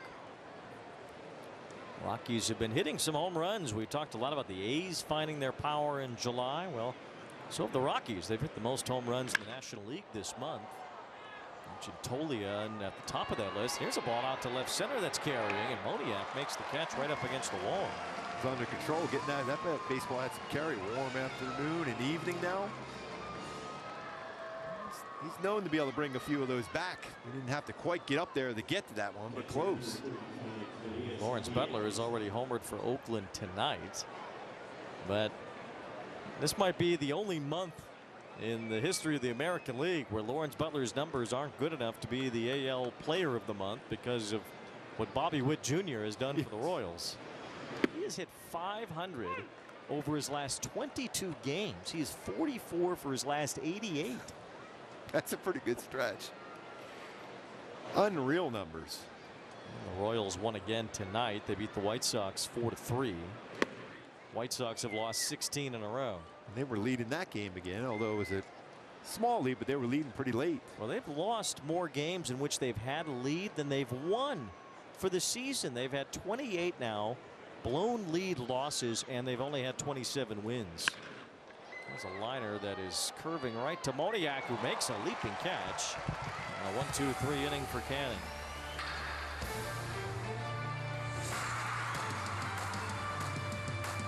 Step up to the plate and get ready to play ball. The baseball show for kids, where you can learn about batting, fielding, and everything in between from the real pros. Every swing is a big hit on Play Ball. Saturday mornings at 10 Eastern on MLB Network.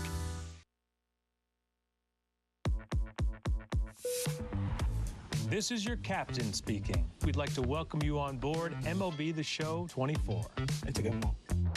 Where gamers can play as their favorite baseball teams, create custom players, and even relive history with some of baseball's greatest legends.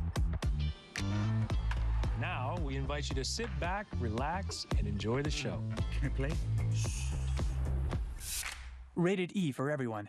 Pete Alonso, franchise cornerstone, homegrown Met, That's the guy you want to build your team around. You know, Pete has turned into such an intelligent hitter. If you hit it, it goes, that's for sure. Oh, man, Pete got a hold of one. There's not many guys who can do what he does from an offensive standpoint. It's out of here, and the Mets win it! Into the second deck! That ball was tattooed. Polar Bear's a ribby machine.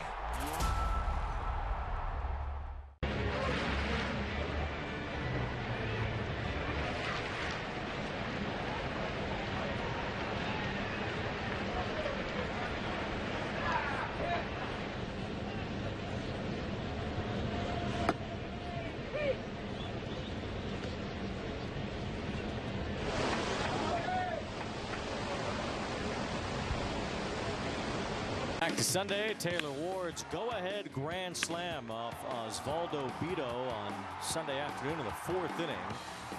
Leads us to our Kia player profile. Taylor Ward with a rare grand slam in which the Angels were down by 3 runs. It's his 4th career grand slam in the last 30 years. He's among the franchise leaders in that category. And with Garrett Anderson, who has hit 8 grand slams in that time. Mike Trout's at 6. We'd like to see Trout out there for more, although we don't know when that will happen after Trout announced a setback today, or at least the Angels did on Trout's behalf, as he continues to recover from knee surgery.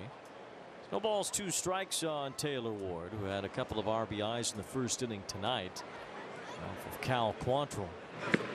That's 1 and 2 as Quantrill misses there. Quantrill, the son of a former big leaguer, Paul Quantrill, pitched in the big leagues for a long time.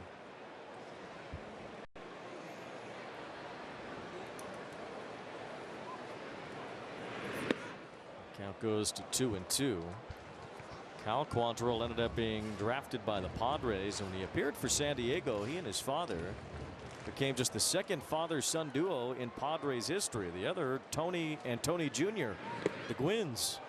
As Ward strikes out, and Quantrill fans for the 3rd time an Angels batter tonight, 1 away. And both extremely competitive pitchers on the mound. His dad kind of a rubber arm there. Paul Quantrill led the league in games pitched 4 straight years, something that hadn't been done since Iron Man Joe McGinnity in the early 1900s.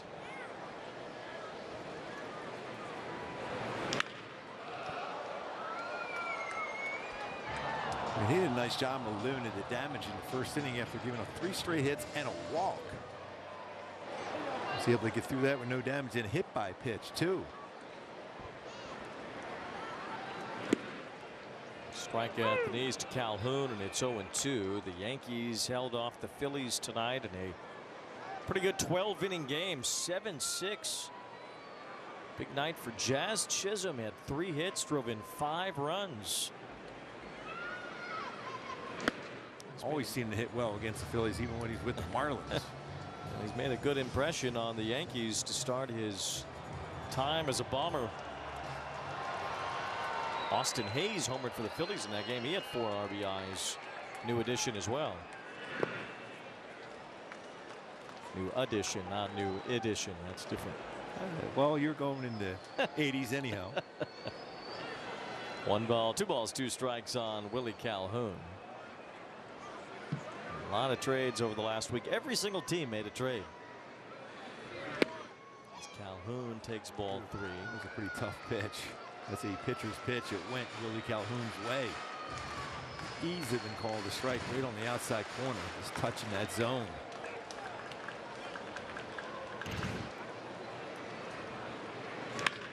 That's hit in the air toward left center field. Hit pretty well. Racing for it, 2 Rockies outfielders, and it falls between them. Communication breakdown. Cave and Hilliard were getting close, and then they both backed off. 16th double of the season for Calhoun. And they looked at each other, and at the last second, the baseball falls in between them. Hilliard calling for it there, and then I got it, you take it. Willie will take it. So will the Halos. And in scoring position, Angels have some work to do, down 6-2. Trailed 6-0 Sunday and won the game. Need a similar comeback tonight against Cal Quantrill. Ball 1 to Zach Neto, who struck out his first time. Quantrill has punched out 3. He was a name that was knocked around in trade talks. I thought for sure there was a strong possibility he was going to be moved somewhere. He had a really good year for Cleveland a couple of years ago. He won 15 games for the Guardians. The ball in the dirt, second wild pitch of the night, puts Calhoun at third.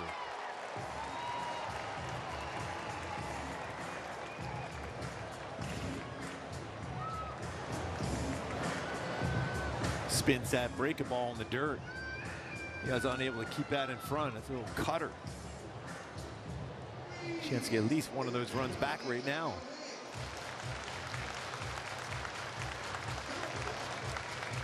Two balls, no strikes on Neto, who's really turned it up offensively since the All-Star break, batting over 300 since then.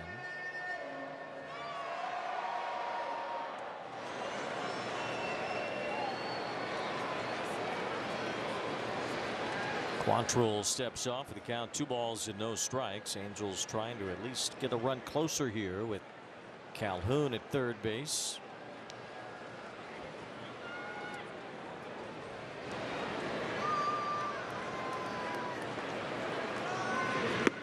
Ball 3 to Neto with Matt Thaiss on deck.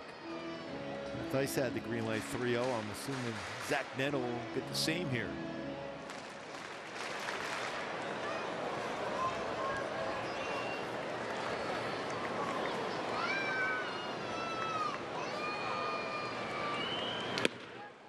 Ball 4, so Neto has drawn a walk. The Angels have a couple of base runners with 1 out, as you can rep your halos in style at the Big A Friday, August 16th. Collect this belt bag. The first 25,000 fans will when the Angels host the Atlanta Braves. Courtesy of angels.ocnavigator.org. Visit angels.com/promotions for details today. Little fans are ready for some action here with Matt Thaiss at the plate. Saw on the pregame show he was your pick to click today. Yes. Nice flight out to left field his first time. Occasionally I'll catch a little of the pregame show while I'm sitting here waiting for you to come back. I appreciate that one, Wayne. Thank you for the support. 1 ball, no strikes on Thaiss.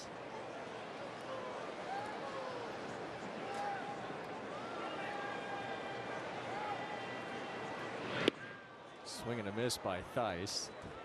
It's a splitter. Well, the fastball has been the issue for Quantrill this year. You see that slugging percentage and the OPS. Just looking for one of those fastballs. He can do some damage.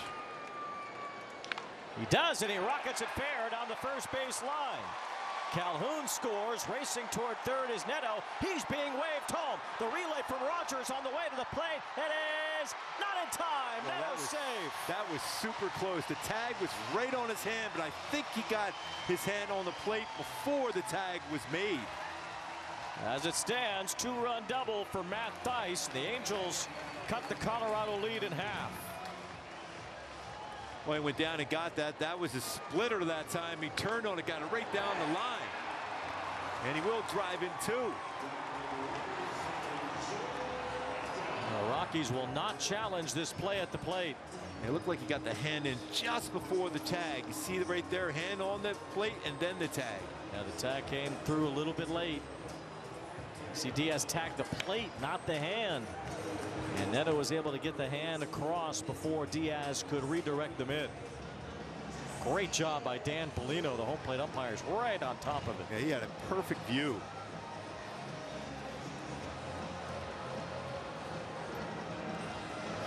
So there it is, pick to click. Yes. Yes. Worked out for Matt Thaiss and Gooby. Ron Washburn down to Griffin County goes, there you go. Got you a couple more to get back into this game. Now it's up to you to do your job on the mound.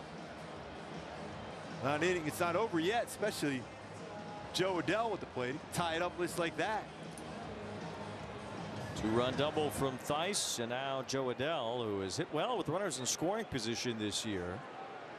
I often see a batter in runners in scoring position chances being so much better than when there isn't a man in scoring position. It's interesting that Dell's approach in these spots has worked so much better than his approach with nobody on base, because if he maybe just evened out that approach, he could have success both ways. Yeah, he shortens up the swing with guys on base, looks for certain pitches, and when nobody on, he's trying to lift the baseball. Now he's just trying to think middle part of the field. He's got a lot of room in the middle part. Backs away from this breaking ball. 2 balls and no strikes. He got hit the first time.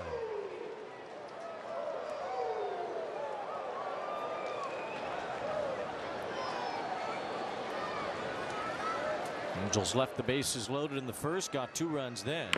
They've added 2 here in the 3rd inning as well, and a chance for more.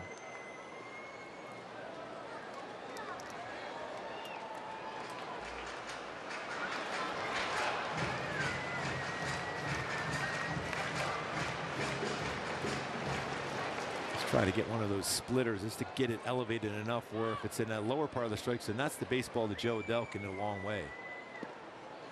Ball 3 to Adell, and now the count really in his favor here. The pitch is already for Quantrill. 60.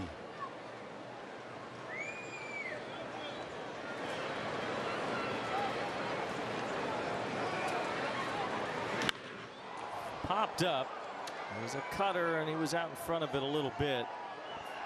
McMahon makes the catch, although it was a bit of a battle, and now 2 away.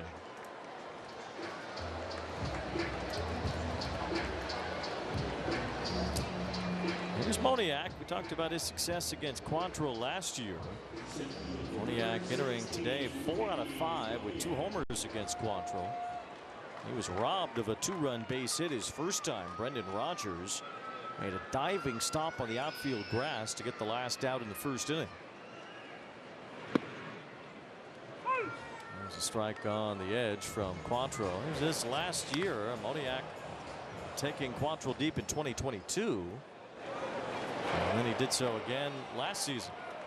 Yeah, went a long, long way also. Secondary pitches he hit out. That's this one in the air, but not very deep to right. And that's the end of the inning. The Angels got 2. Ron Washington trying to get Griffin Canning a little deeper into this game.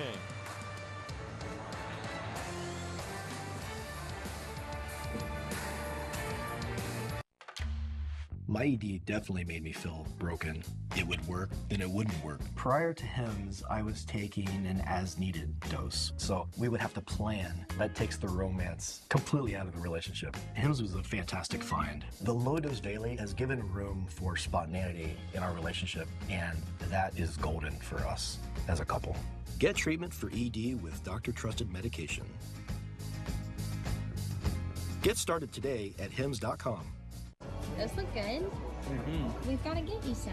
Oh, we don't need to get one. No, today. Are you serious? I'm serious, baby. Your boots have holes in them. All right. They look so good. Ooh, that's a lovely view. What are you 2 looking at? Tip pick. What did you say? Tip pick. Tickets to the show with no hidden fees. The salty air, the golden light, reflections of who you were, who you are, and who you're becoming. Luxury meets performance. Peter Millar. Join the conversation on Intentional Talk. I had a moment with a turtle. I was out snorkeling. He just turns right in the water and looks dead at my eyes. We connected, and I was like, yeah, I got you, buddy. Intentional Talk on MLB Network.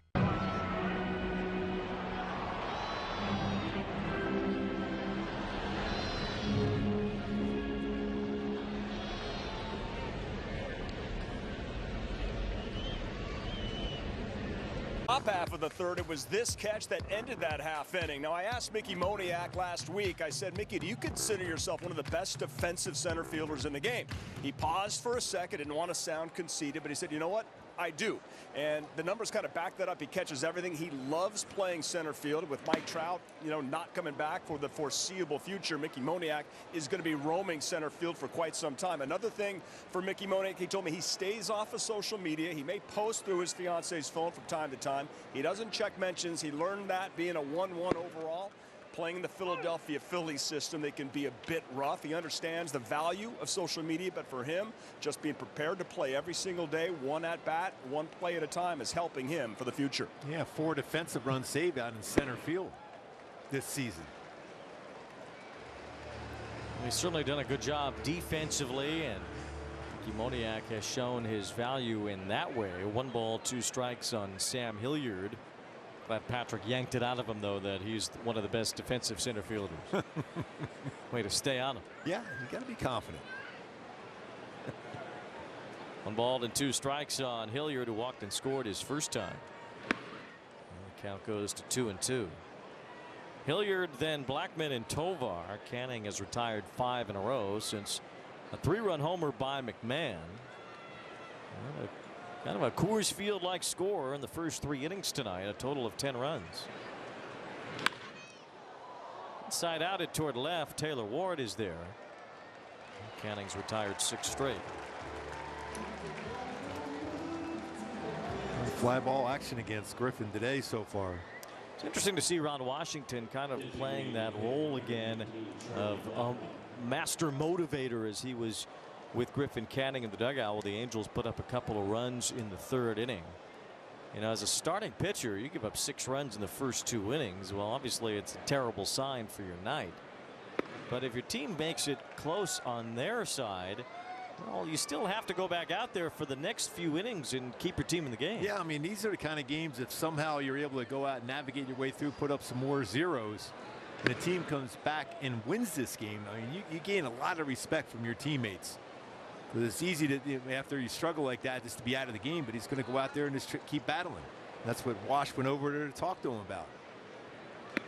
2 balls and a strike on Blackman. I'm sure you had starts like that where maybe you didn't have your best stuff in the first couple innings, but you still had to go 6 or 7 to keep your team in a game where suddenly it was close again. Yeah, Wayne, I learned so much from talking to Dave Stewart and Jack Morris, because they would have those games like that where they give up some runs in the first inning. He goes, you know what? You're not always going to be perfect early on, but if you can go out there and fight for your teammates and get back in the game, those games are more gratifying than if you throw a shutout. It doesn't sound right, but it does, because your teammates rally behind you because you still battled and gave yourself a chance to pick up a W.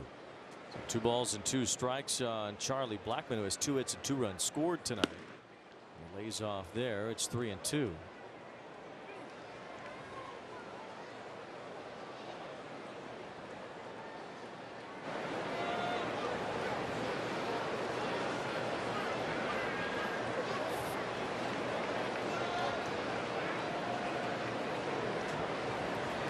Swing and a miss, strike 3. Canning gets a strikeout of Blackman. That's 5 tonight for Canning, and Blackman retired for the first time. 2 outs. Come celebrate D23 Day at the Big A Sunday, August 4th. The first 23,000 fans in attendance will receive a commemorative, one-of-a-kind, limited release D23 Mickey Mouse bobblehead. For more information on D23 Day and the Mickey Mouse bobblehead, visit angels.com/promotions. That's a first pitch swing again from Tovar. By the way, that Mickey's on the mound on the bump there. On the mound wearing 23. Yes. You squint real hard. It kind of reminds me of a young Mark Gubicza. Sure, Bud Black would agree. Oh yeah, I'm sure he would. He had way too many conversations about how many guys you got on base again. Well, when the Royals won the World Series in 1985, Bud Black was kind of the old guy in the rotation. He was only 28. Swing and a miss by Tovar, and Griffin Canning starting to cruise as he's retired 8 straight.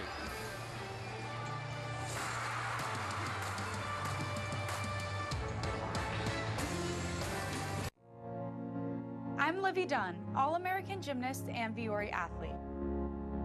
When you travel and train as much as I do, you find happiness where you are. On the mat or on the sand, movement and comfort are essential. That's why I live in Performance Joggers by Viore. Made from DreamKnit fabric that's made of 89% recycled materials, effortlessly soft and made to move as much as I do. My happiness starts here, in the softest joggers on the planet.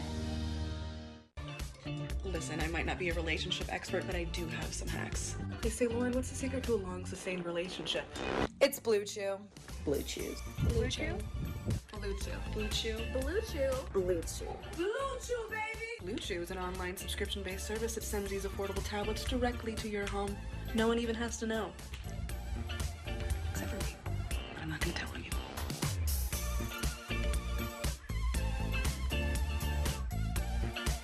When we started Warby Parker, we just sold glasses. And only online. But people liked them. A lot. So we offered more things. Like sunglasses and contacts. And then we thought, what if we sold eyewear online and in stores? So we did that. And now we have stores in neighborhoods all over. There you can chat with friendly opticians and get eye exams from top-notch doctors. Now, no matter where you go, we've got your eyes covered. You want to take a shot at the next level? Well, this is it. What you've been waiting for.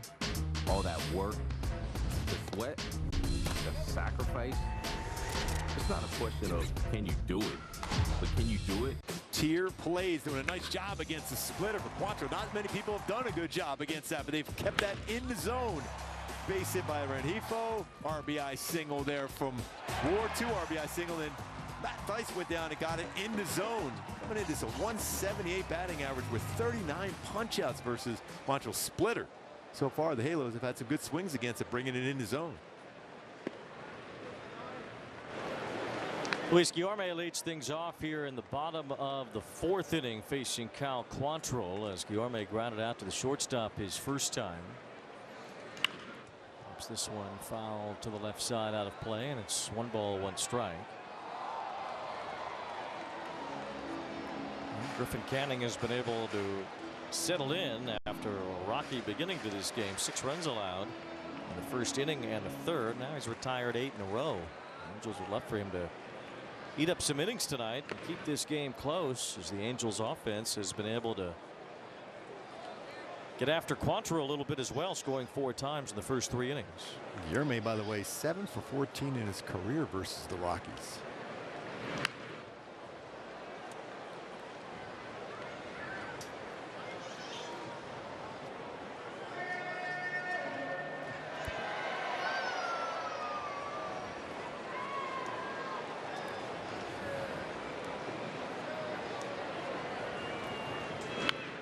Still 1 ball, 2 strikes on Guillorme. We mentioned the Trout news, but also Anthony Rendon was put back on the injured list today. Rendon having some back inflammation, and so yet another IL stint for Rendon, along with the Trout setback news today. Michael Stefanik was added to the roster in place of Rendon, and the expectation is that Mike Baumann will be joining the Angels bullpen tomorrow to replace Luis Garcia, who was traded to the Red Sox today. Baumann was picked up today. Guillorme strikes out. Nolan Schanuel coming to play. Let's take a look at our StatCast being powered by Google Cloud during this stretch since after the All-Star game. 11 hits, 3 versus sinker, 3 versus 4 seamer, the sweeper, slider, and cutter. And he's hit the ball well to everywhere in the ballpark, including some power numbers. A double tonight also. So 23 extra base hits. He's hitting the ball to all fields exceptionally well. By the way, the Bees won again today. Reed Detmer has pitched for Salt Lake City today. They are now 500 on the season. I think that's what, 11 or 12 in a row.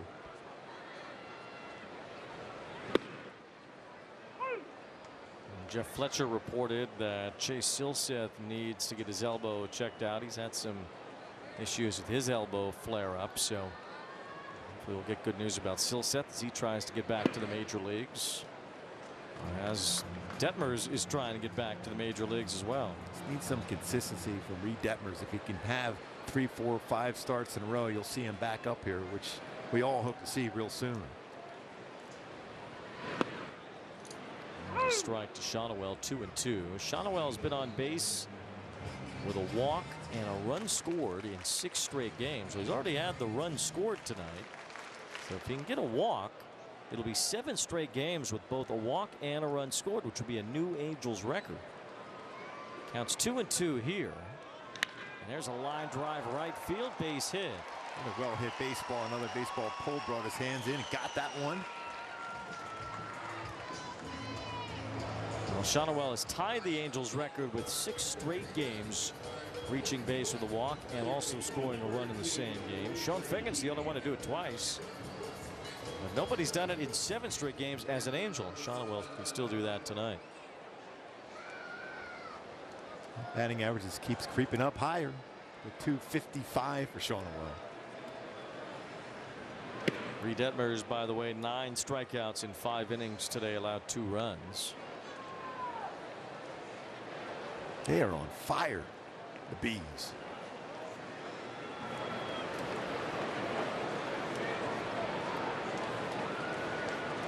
Luis Rengifo has a base hit and a run scored tonight.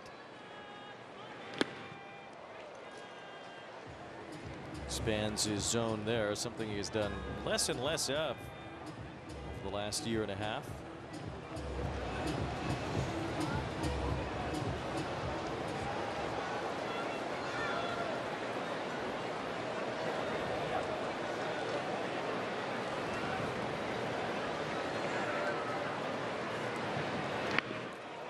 Get him in the hand or just off the bat? Hit the knob of the bat. See him moving his hand around. You always worry about that with Rengifo. Just on that, you see that vibration when you get that knob of the bat.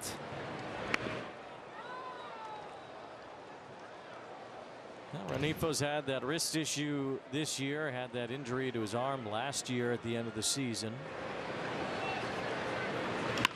He slaps this one the other way and has another base hit toward the left field line. Schanuel with a big turnaround second, digging for third base. The throw on the way. He is safe. It looked like he might have missed the tag. A swim move.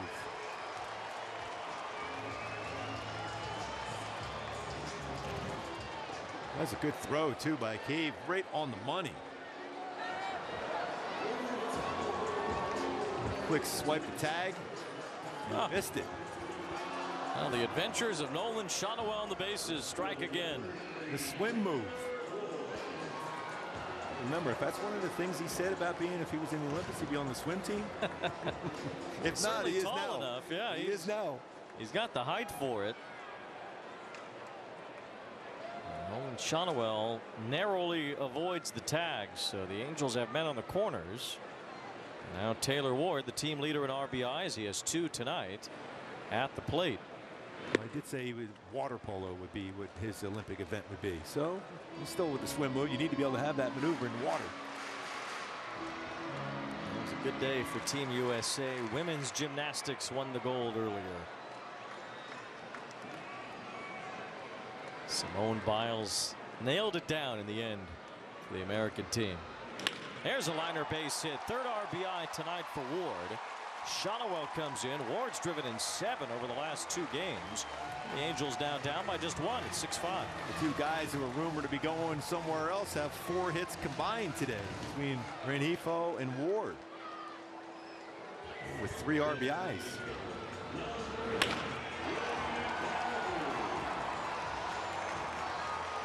And 9 really over the last 4 games. Now Willie Calhoun is at the plate with runners on 1st and 2nd.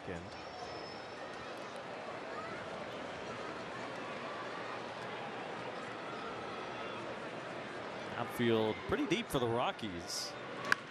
As Calhoun whacks one foul. This one out of the stadium into the upper deck. Calhoun with a double and a run scored his last time. Well, offense aplenty here in the first 4 innings tonight. The Rockies, who had a 6-2 lead, they've seen that lead shrink to 6-5. Nothing new for them to have leads get away, especially on the road where they have been dreadful this year. Colorado 14-40 away from Coors. Ball 1 to Willie Calhoun.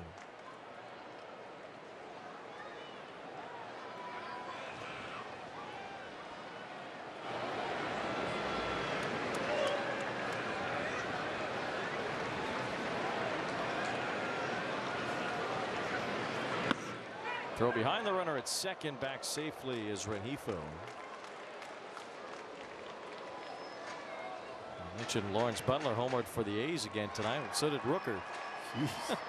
It's still a surprise that Rooker's still wearing that Oakland uniform.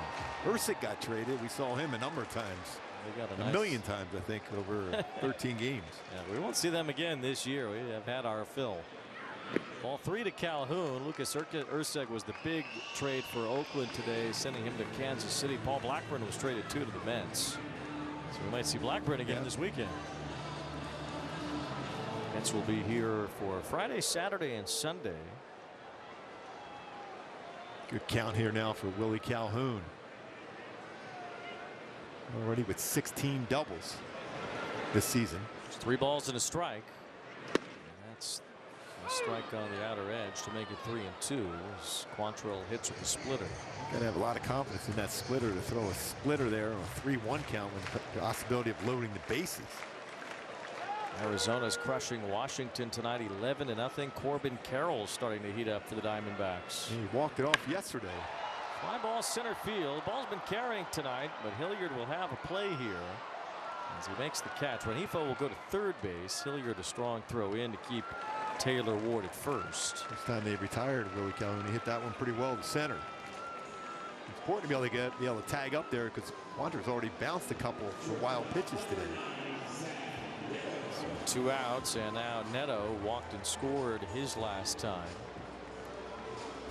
Well, the Marlins playing the Rays tonight, probably the 2 busiest teams at the trade deadline. Marlins have anybody left on their team? They traded Trevor Rogers to Baltimore, Brian De La Cruz to Pittsburgh, Tanner Scott to San Diego, and they sprinkled in players to other places as well. Those were the biggest moves that the Marlins made today. The Rays were busy too. They traded Kevin Kiermaier to the Dodgers, got back Ryan Yarbrough. They dealt Sean Armstrong. They dealt a whole bunch of guys over the last couple of days. Isaac Paredes, Randy Arozarena. They held on to Yandy Diaz. A number of teams were wondering about him. That was, by the way, that was a pitch in the dirt. Nice scoop by Diaz. That got him. Got hit, so the bases are loaded. And Matt Thaiss, well, your pregame pick to clicks got another chance.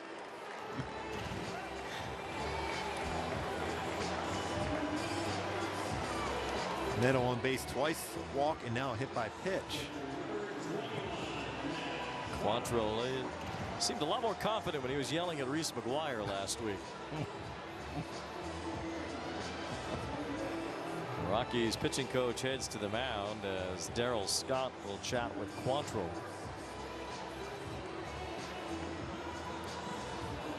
Rockies and Red Sox had a little bit of a blend last week when Reese McGuire popped up. Quantrill reminded Reese McGuire of why he had a mugshot, and there we go.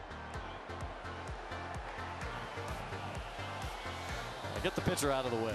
Yeah. He started it. Told you had a pretty good edge about him.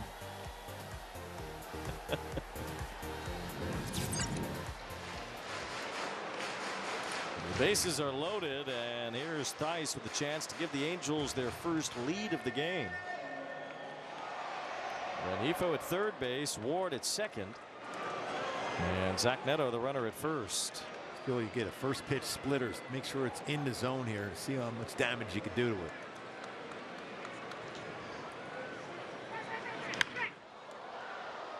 It's flied off to the left side, foul. McMahon was going in behind Rengifo at third base, and that ball was being delivered to home plate. It's a design back pick there too. If it was a pitch out over the plate, it was on the outside corner. Got a long way to be able to do that too. McMahon's way off the bag. Nice expanded his zone there on a curveball, and it's 0-2.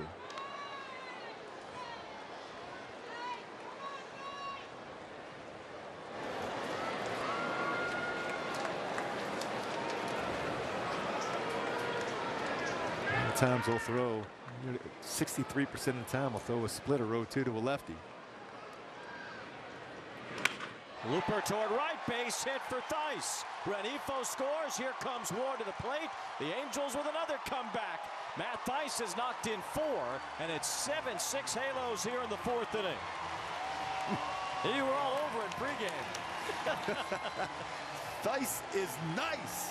I should watch this show more often. Yes, you should. I don't know what other pearls of wisdom you're dropping. Education for you. Stayed on that one. Pitch down. He just punched it into the outfield. That's going to be it. Quantrill, just like that. The Halos are up. But Black going to the bullpen. 7 runs, 3 have been knocked in by Taylor Ward, and 4 from Matt Theis. So the Angels are ahead, and we'll take a timeout.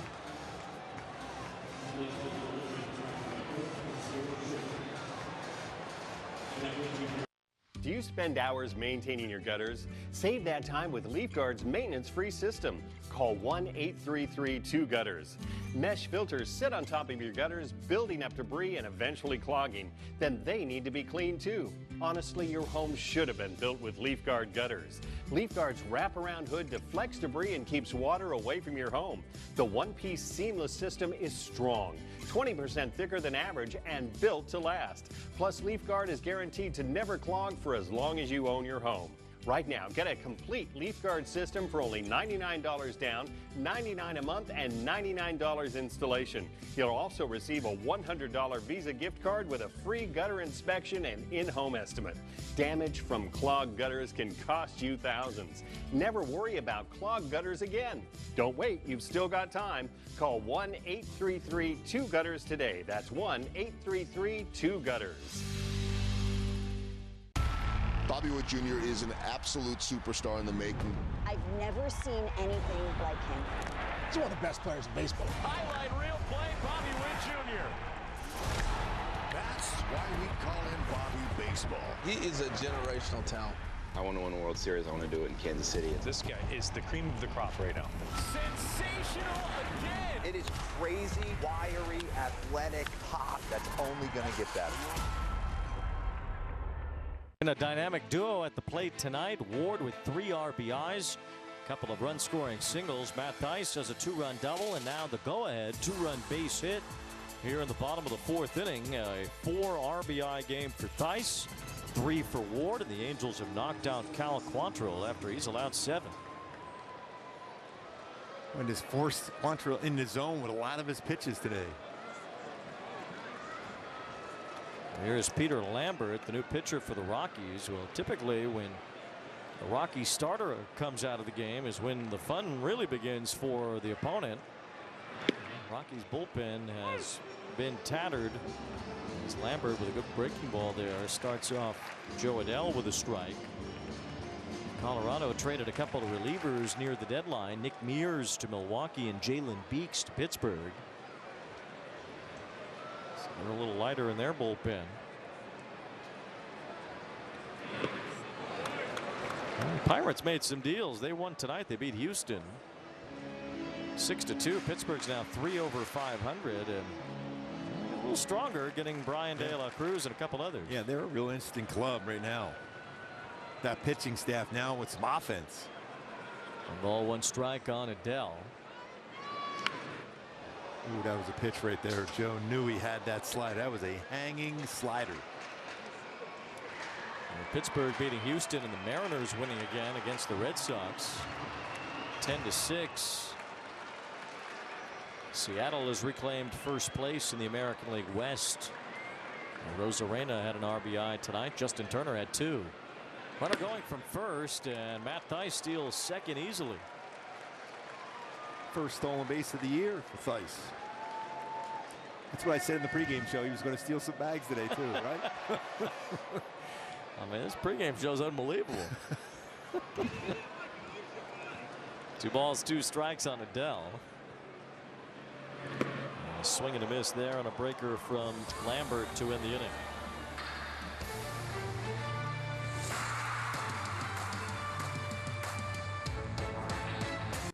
Adrian Beltre. And there it is, number 3,000. Todd Helton. Joe Mauer. Oh, what a play by Mauer. And Jim Leland. He's the best. He's the best. Each had their own journey. But now, their paths converge at the entrance to baseball immortality in Cooperstown, New York. The 2024 Hall of Fame induction ceremony, Sunday, July 21st on MLB Network.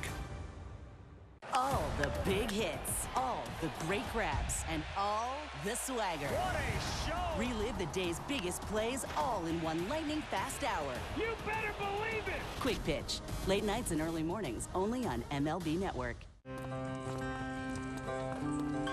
Since its inception, the Boys and Girls Clubs have been more than a fun place for kids to go after school. For some, it's been a second home, where they can learn, play, and grow. Thanks to the partnership between Major League Baseball and Boys and Girls Clubs, children of all backgrounds have access to safe spaces. All right, let's go take a selfie. MLB Together and the Boys and Girls Clubs of America, empowering children and building futures. Bring it in.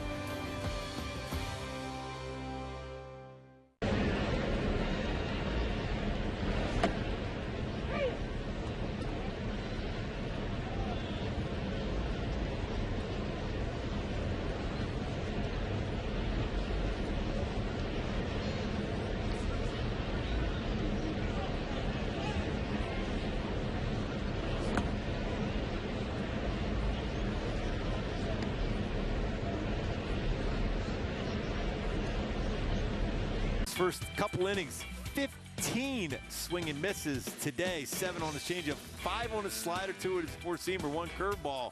A lot of those well below the strike zone, especially with his changeup and slider. Very solid his last 8 batters he has faced. Now an opportunity put up a 0. His team has given him the lead. He's got a chance to even qualify for the win now if he gets through the 5th inning here. Ryan McMahon homered against him his last time. McMahon looks at a strike from Canning, albeit one that was a little below the zone. And the Angels were down 6-0 on Sunday. They came back, took the lead, and then 6-2 tonight. They've come back to take the lead. It's certainly been a couple of days worth of comebacks for the Halos. Really good all season long on those comebacks. There's a lot of game left though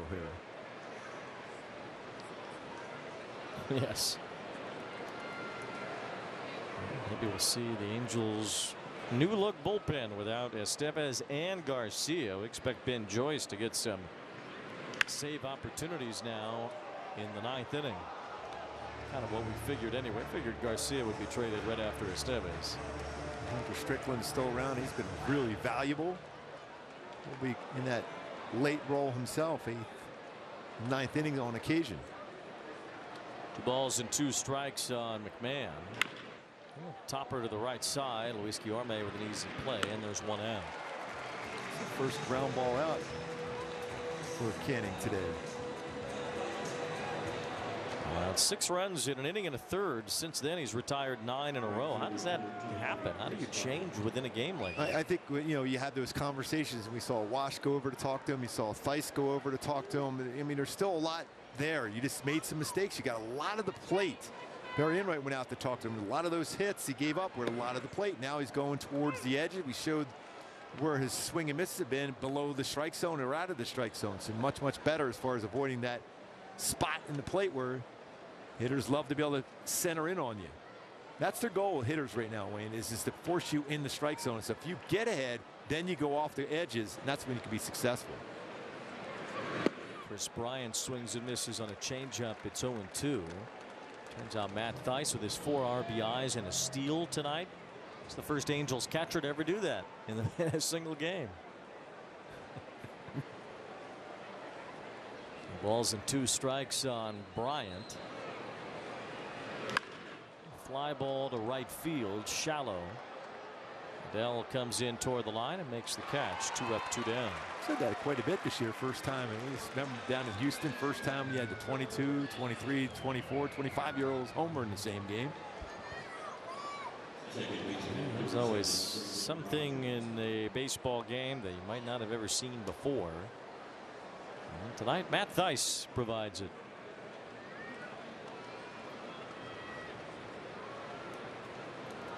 Brendan Rodgers' RBI double in the first. Bounces one behind home plate.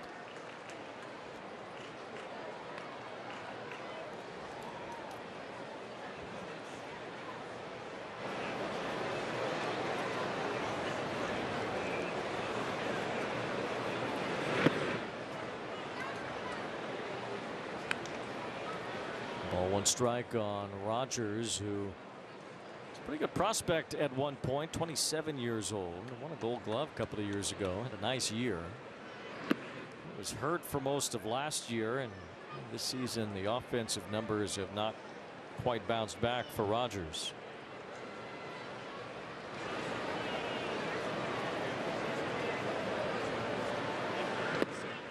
Three balls and a strike as Canning falls behind. He's retired 10 in a row since the Ryan McMahon home run in the second. Brendan Rodgers was the number 3 overall pick in the 2015 draft. Bounce to third when Ifo backs up, handles it, long throw across in time. Canning now in line for the win. He's retired 11 in a row.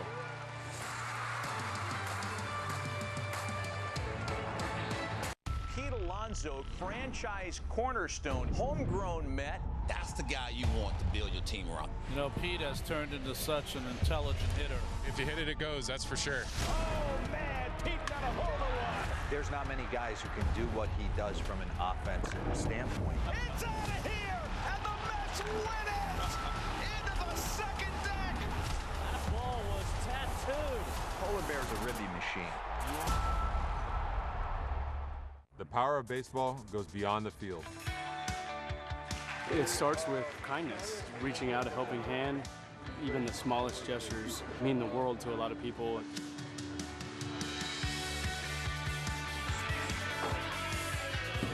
Stand up to cancer. Together. Together. Together. Together.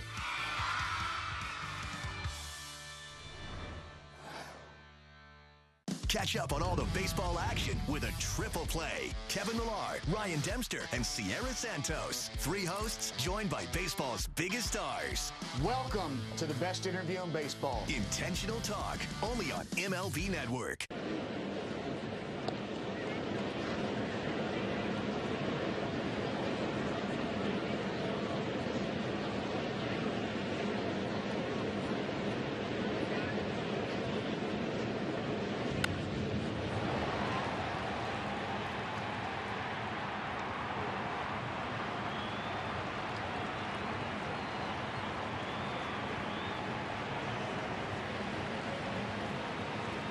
A group of 20 or more and get tickets starting at $11 per seat. Call 888-796-HALO or visit angels.com/groups for more details. Having a good time at the yard here, down 6-2. The Halo is now up 7-6. Second straight game with a similar comeback for the Angels, and in both games the comeback was already completed by the end of the 4th inning.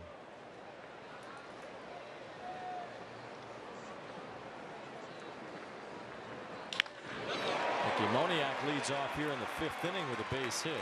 Really like when you see Moniak staying on the baseball. Think line drive. It's a good swing. Really 110 off the bat there. Stayed on it, lines it. It's a 93-mile-an-hour fastball. 9.5 off the bat.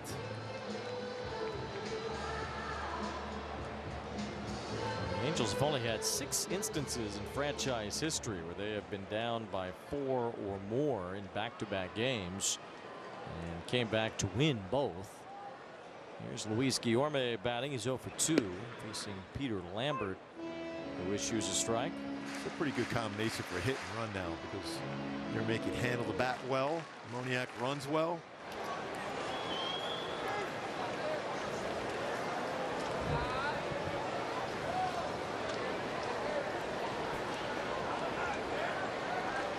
Go to first. Homecoming for Lambert, who is from the Los Angeles area, to San Dimas High School. Second round pick of the Rockies in 2015.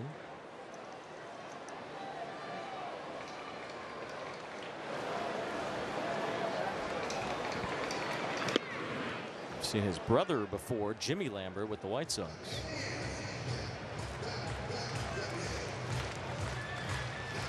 Any relation to Miranda Lambert? No, she's not from here. I'm just checking. Could be a relative. Could be. Miranda Lambert's from Texas. Ground ball and scooped by the first baseman Tolia. He was halfway to second base before realizing his out was at first. He does retire Guillorme there as Moniak goes to second base. Yeah, that's a pretty good job of hit and run. He hit the ball on the ground. Really able to get to that baseball. Flip over Lambert to be able to get the out. Now in scoring position for Nolan Schanuel, who's already had 2 hits in this game. I know you're impressed. I even knew who Miranda Lambert was. I am really impressed with that one. 1 out as Schanuel bats. I figure there's maybe a 25% chance. Excellent job on that one, Wayne. Lambert was a starter in the minor leagues, and he started early in his career at the major league level, but he's been in the bullpen most of this year. 1 ball, 1 strike on Schanuel. It was a double, a single, and a run scored in each of those instances tonight. Schanuel's really turned things around in the month of July. I asked Ron Washington about that today, and he said it's just developing at the major league level. Schanuel is going through what it takes to learn how to be an everyday big leaguer, and you're starting to see the fruits of that journey. I showed that a little earlier where he hits the baseball during this stretch where he's been so consistent all fields. Now with a 2-strike count where you see him most times will go to left center field or down the left field line. 1 ball, 2 strikes on Schanuel here. Hits it hard towards center field, backs up Hilliard, makes the catch. Moniak will advance to third base. 2 outs as Schanuel flies out. Rengifo will be the batter, trying to add to this lead against a Colorado pitching staff that has been one of the worst in Major League Baseball this year.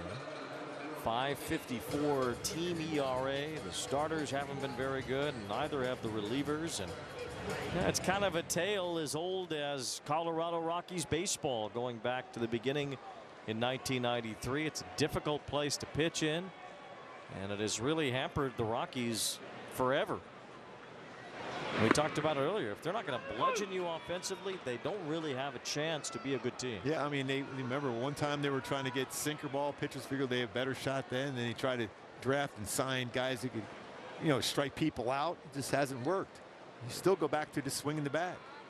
Yes, nothing has worked when it comes to their pitching history. They spent some money on Mike Hampton 1 year to try. Denny Nagel too, I remember. Yeah. And they've kind of given up on making the big free agent signings when it comes to pitching. Pitchers don't want to go there, first of all, and you know, it's money not even worth spending, as it turns out. Remember, for a while they were going for bullpen arms too. Brian Shaw being one of them, brought him over from Cleveland. Now in the Angels organization. 1-2, so they'll try to develop as many arms as they can and hope that they can get enough offense. Now, they had it working at times. The Rockies have been to the playoffs. They've even been to the World Series. That 2007 team went all the way to the World Series. And they've had some great hitters. Larry Walker, a Hall of Famer. Todd Helton, newly enshrined. As Rengifo strikes out to end the inning.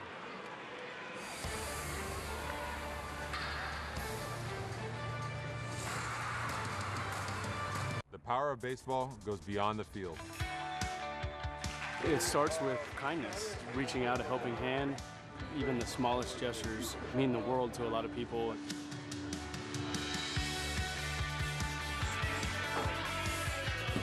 Stand up to cancer. Together. Together. Together. Together.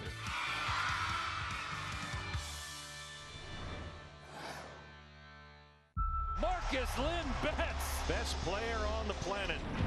I love watching Mookie play on the Hall of Fame highway. It's a blessing to have those expectations. Goodness, and that one is gonna go. Mookie Betts, what a monster. Got some more unfinished business to take care of. Are you kidding me? I try and do the best that I can in anything that I can control. Nothing on a baseball field that Mookie Betts does not excel at. Join the conversation on Intentional Talk. I had a moment with a turtle. I was out snorkeling. He just turns right in the water and looks dead at my eyes. We like connected, and I was like, yeah, I got you, buddy. Intentional Talk on MLB Network.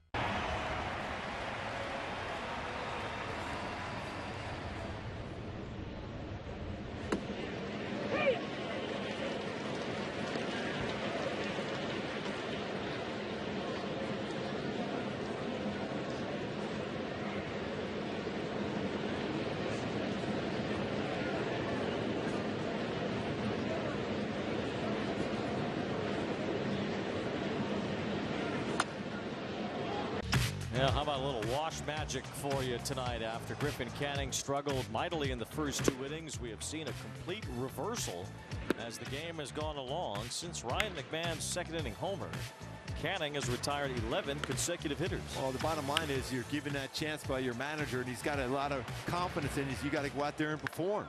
Looping fly ball toward right from Michael Toglia. Joe Adell makes the running catch. Closing speed again for Joe. He's made a couple really good plays out in the outfield.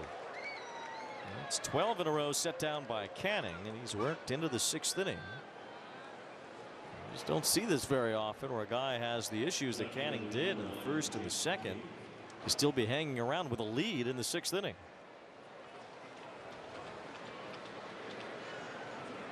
And 1 out. Jake Cave, the batter, as Canning misses with ball 1. And Canning was pretty good in his last start against the Mariners, and he's gone deeper into this game than he did in that one.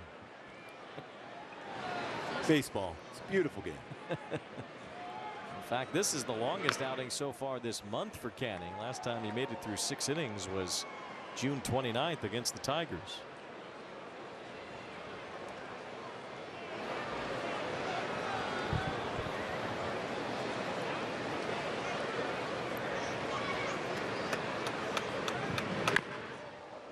And ball 2 strikes on Cave. Jose Quijada is warming up in the Angels bullpen. Quijada's name didn't come up at the trade deadline. A guy who has some team control. Line drive up the middle, right at Neto behind second base. Tell you what, when you look at the defensive positioning by the Halos this season, it has been really, really solid. Off the bat, you're thinking, okay, that's got a chance to get up the middle, but Neto right there. He's on that shortstop side of the bag, able to get to that baseball. 2 up, 2 down. Elias Diaz, the batter. Diaz with a single and a run scored in the 2nd inning. He's always aggressive too on the first pitch. No chance there as Canning missed the zone. A couple of big games for the Padres at home this week, facing the Dodgers. A chance to really start to put some pressure on the Dodgers for first place in the National League West. Dodgers lead the Padres tonight, though, 5-3. That game's in the 7th. They had a 5-0 lead in the 1st. We're going to have our Arco game break a little bit later with highlights from around Major League Baseball. Shohei Ohtani, by the way, his 28th stolen base tonight. He might have a 40-40 year. Well, we saw Mr. 40-40, Jose Canseco, when we were in Oakland. It's a high strike, and it's 1-2. Yeah, the first guy to do it was Canseco in his MVP year of '88. Been a while, I think. Well, the last 40-40 guy, I think, was Alfonso Soriano. Yeah. Well, he was a really good player himself. He was. 2006, he did that with Washington, and then a big contract from the Cubs the year after. 1 ball, 2 strikes on Diaz. Bouncer foul off the plate. He's a good tight slider. That's the slider coming into the game. We're anticipating a couple of those sliders in the first 2 innings. He got over the plate, but that's a nasty one there. Much better spin of late with his slider.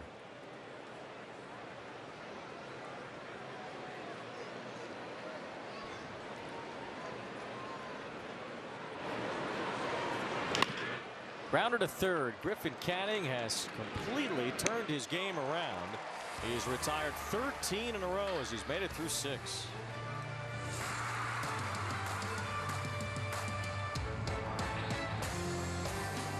Join the conversation on Intentional Talk. I had a moment with a turtle. I was out snorkeling. He just turns right in the water and looks dead at my eyes. We like connected, and I was like, yeah, I got you, buddy. Intentional Talk on MLB Network. Marcus Lynn Betts, best player on the planet. I love watching Mookie play on the Hall of Fame highway. It's a blessing to have those expectations. Goodness! And that one is gonna go! Mookie Betts, what a monster! Got some more unfinished business to take care of. Are you kidding me? I try and do the best that I can in anything that I can control. Nothing on a baseball field that Mookie Betts does not excel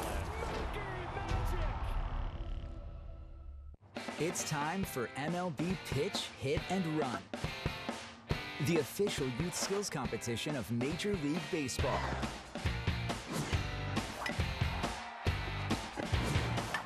Host a local event and give kids in your community a chance to compete in the Pitch, Hit, and Run finals at the 2024 MLB World Series.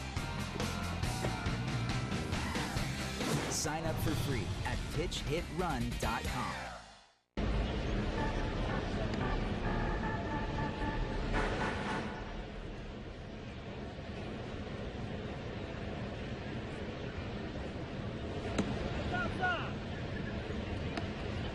Cars that thrill.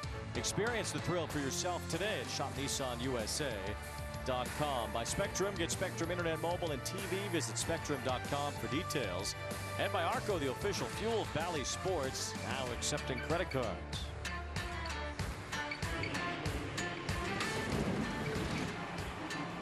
Well, Ron Washington has to be pleased with what Griffin Canning did tonight after getting roughed up in the first inning and a third. He retired 14 straight and made it through 6 innings tonight. And that's why you continue to fight.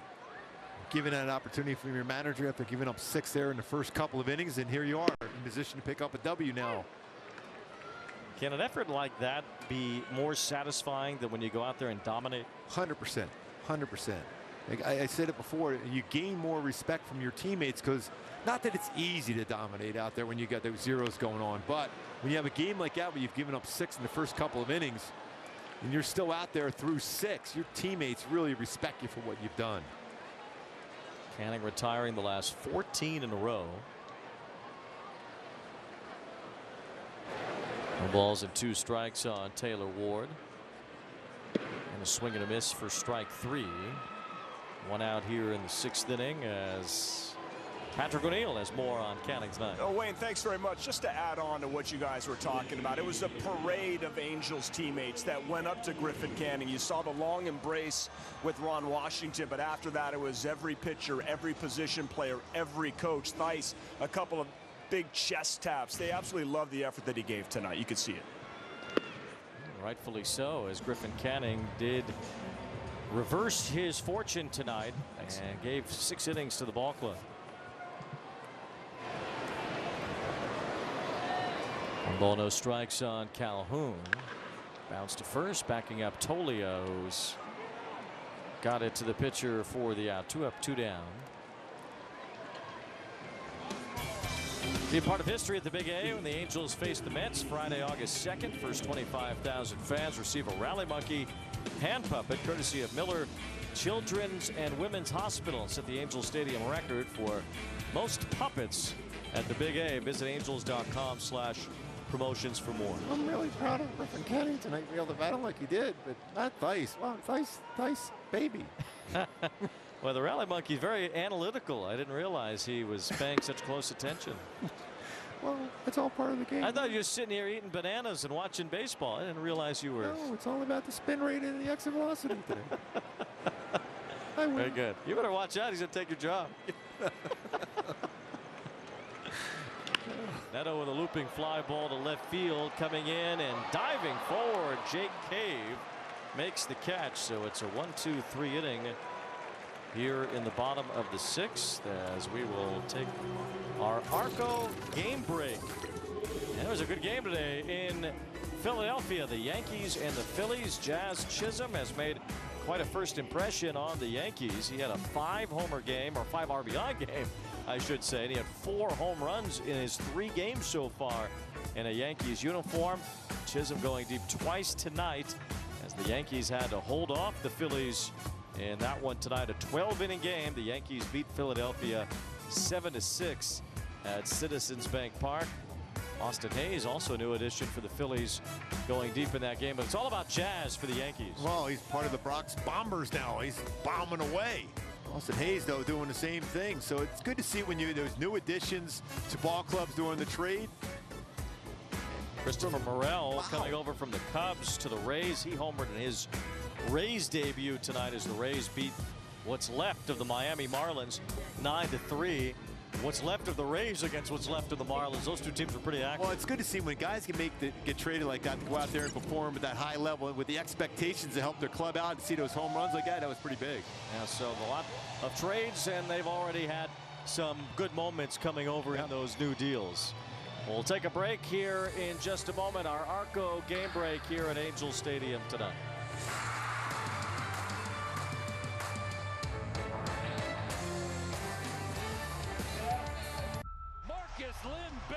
Best player on the planet. I love watching Mookie play on the Hall of Fame highway. It's a blessing to have those expectations. Goodness! And that one is gonna go! Mookie Betts, what a monster! Got some more unfinished business to take care of. Are you kidding me? I try and do the best that I can in anything that I can't control. Nothing on a baseball field that Mookie Betts does not excel at.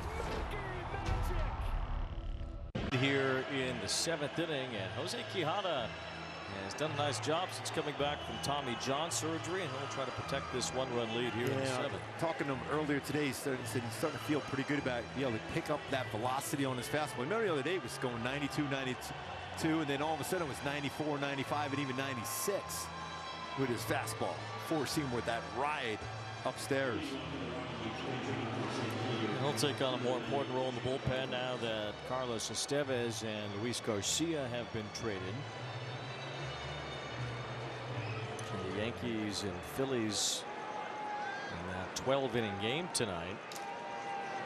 And Estevez did pitch for the Phillies and worked a perfect inning.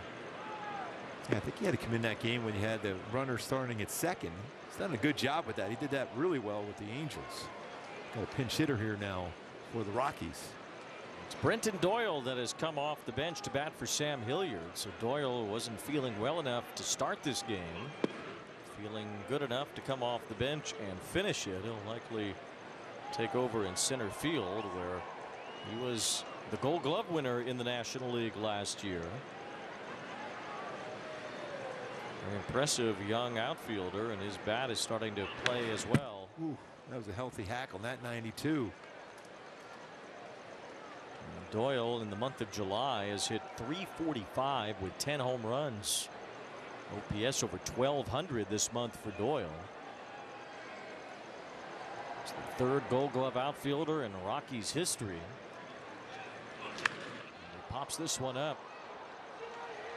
Mickey Moniak will wait for it to drop out of the night sky, and there's one out here in the 7th inning. Charlie Blackmon will bat after we hear about mini Chimmy Bang Bangs. I invited Deadpool and Wolverine over to whip up some mini Chimmy Bang Bangs. That was a mistake. Welcome to Jock in the Ball. I'll get him next time. Here's Blackmon, 2 hits, 2 runs scored tonight. Griffin Canning shut out the Rockies after the 2nd inning. Now Blackmon has popped one up on the infield. And Hifo and Neto are there. It's the shortstop Neto taking control for the out. And 16 straight now set down by Angels pitchers. A little bit different we saw with the Rockies in the outfield. The communication right here. Renifa going for the ball, and then Neto goes, no, I got it. Renifa goes, yeah, you do. That's that good communication. Get out of the way. Quijada liking that play.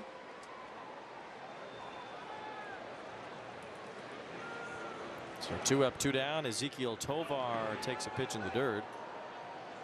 Tovar had a base hit in the 1st inning, extending his hitting streak to 16 games. That's the longest active streak in the major leagues. Ben Joyce is throwing in the Angels bullpen now. Maybe Hunter Strickland ends up with the 9th inning today. Well, if you look where the lineup is right now for the Rockies, that 8th inning would be that high leverage spot. Doyle coming off the bench. That certainly changes the shape of the Rockies order with him hitting 9th. Blackman in the #1 spot now. Tovar hitting 2nd. And there's a fly ball to left center field, hit pretty well. Taylor Ward is back out near the wall. That's gone. Tovar ties it with a home run. It's his 18th of the year, and he's made it 7-7 here in the 7th inning, and erases a potential win from Canning. 5.6 off the bat. He's a really, really good player. First run that Quijada has allowed. That fastball didn't get upstairs enough, and that was at 91. Brought his hands in, and he got that lift on it.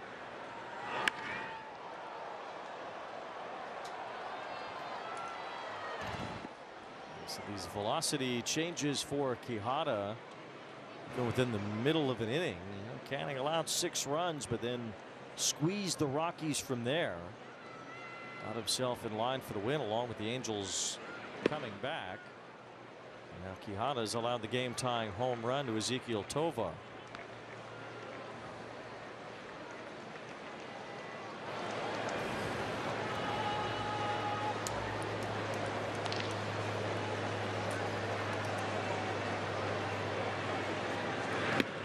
It's definitely been a battle here today.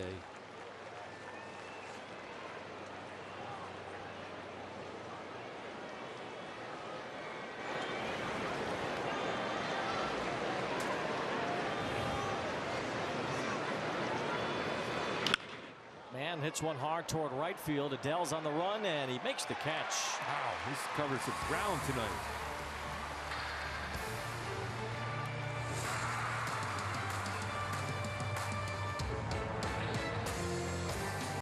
Those look good. We've got to get you some.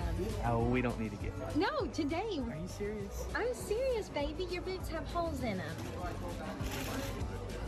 right. They look so good. So that's how they're so productive. They use Fiverr. Look how quickly they find freelancers. So simple. Yeah, but why are they working in the dark? Grow your business easily with freelancers. Fiverr. Learning to invest with Greenlight has really paid off. Huh. Reminds me of how I learned about investing. Yeah, I never learned about investing. Is there water in this thing? Bring your family into the financial future. With the Game Time app, I paid 60% less than this guy.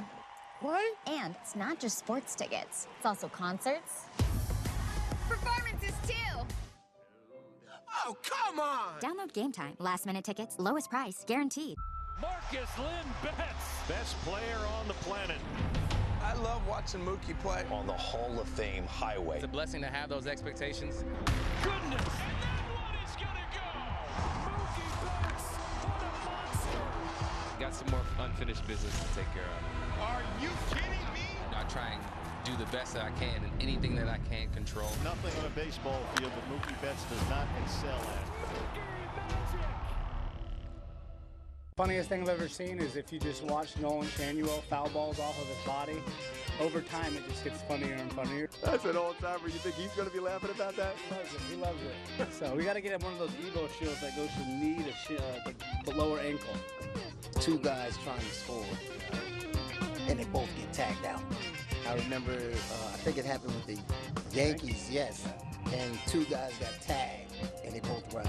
Yeah, that was Hall of Famer Carlton Fisk, I think, made that. One of it was our friend, I think Bobby Meacham was one of the guys.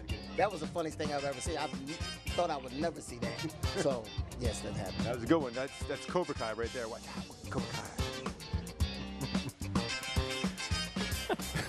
Athias leading off here in the bottom of the 7th. Swings at the first pitch and bounces out against Jake Bird, the new Rockies pitcher. What was the question? The funniest thing you ever seen on the baseball field.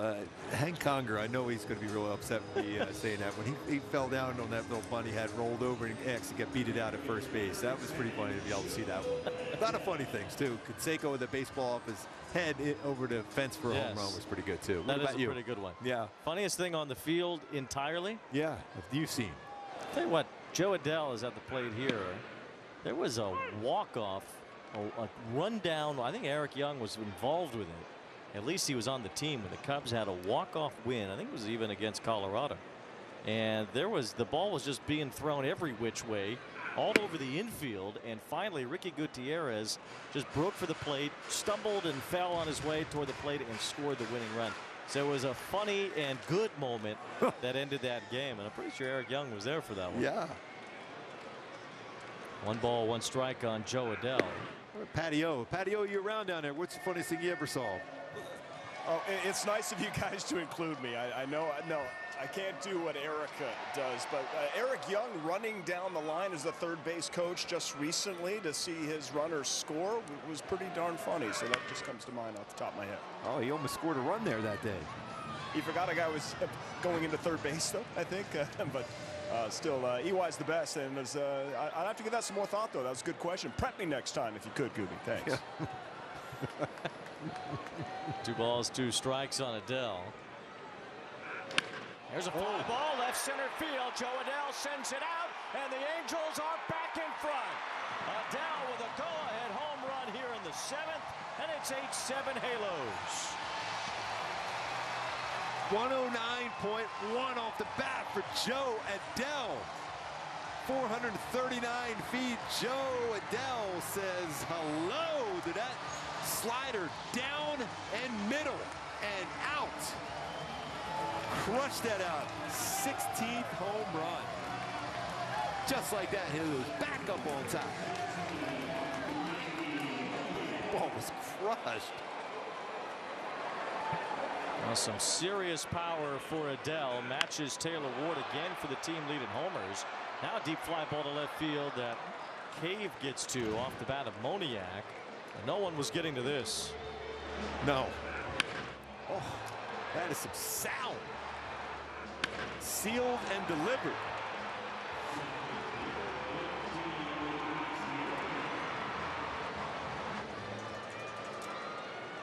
Crushed by Joe Adell. So the lead has been recaptured by the Angels. Sure we're not in Colorado? 8-7, it kind of looks like it is a Coors Field type game.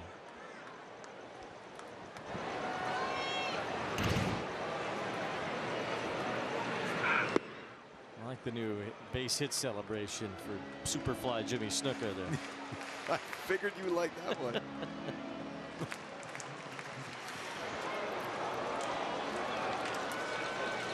1 ball, 1 strike. Guillorme loops one toward the left field line. Jake Cave, long run, won't get it. Fair ball, base hit. Cave was lucky to cut it off. His throw to second base too late. Guillorme has a double. If that ball would have bounced by Cave, it might have been an inside the park home run. Joe Adell brought the driver. Luis Guillorme brought the sand wedge. That is a perfectly placed sand wedge right on the chalk. Close he was to missing that ball entirely.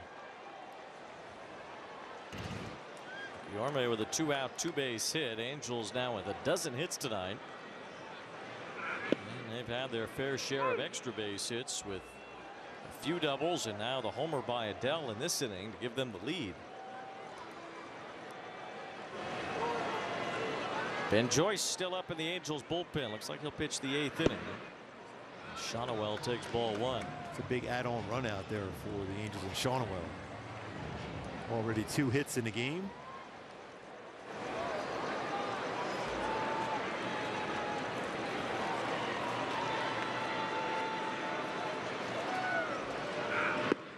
Two balls, 1 strike. Schanuel 2 hits. Renifo has 2, so does Ward. Neto is the only Angel who doesn't have a hit, but he's been on base twice as well with a walk and a hit by pitch. So the Angels have done damage 1 through 9. And Schanuel bounces 1 foul, 2-2.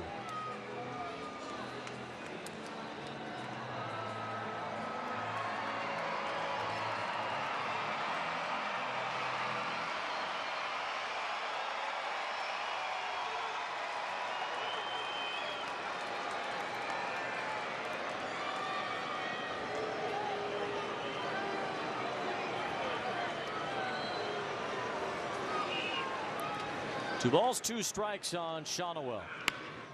Fights this one off to the left side to stay in there. That's a run on 97.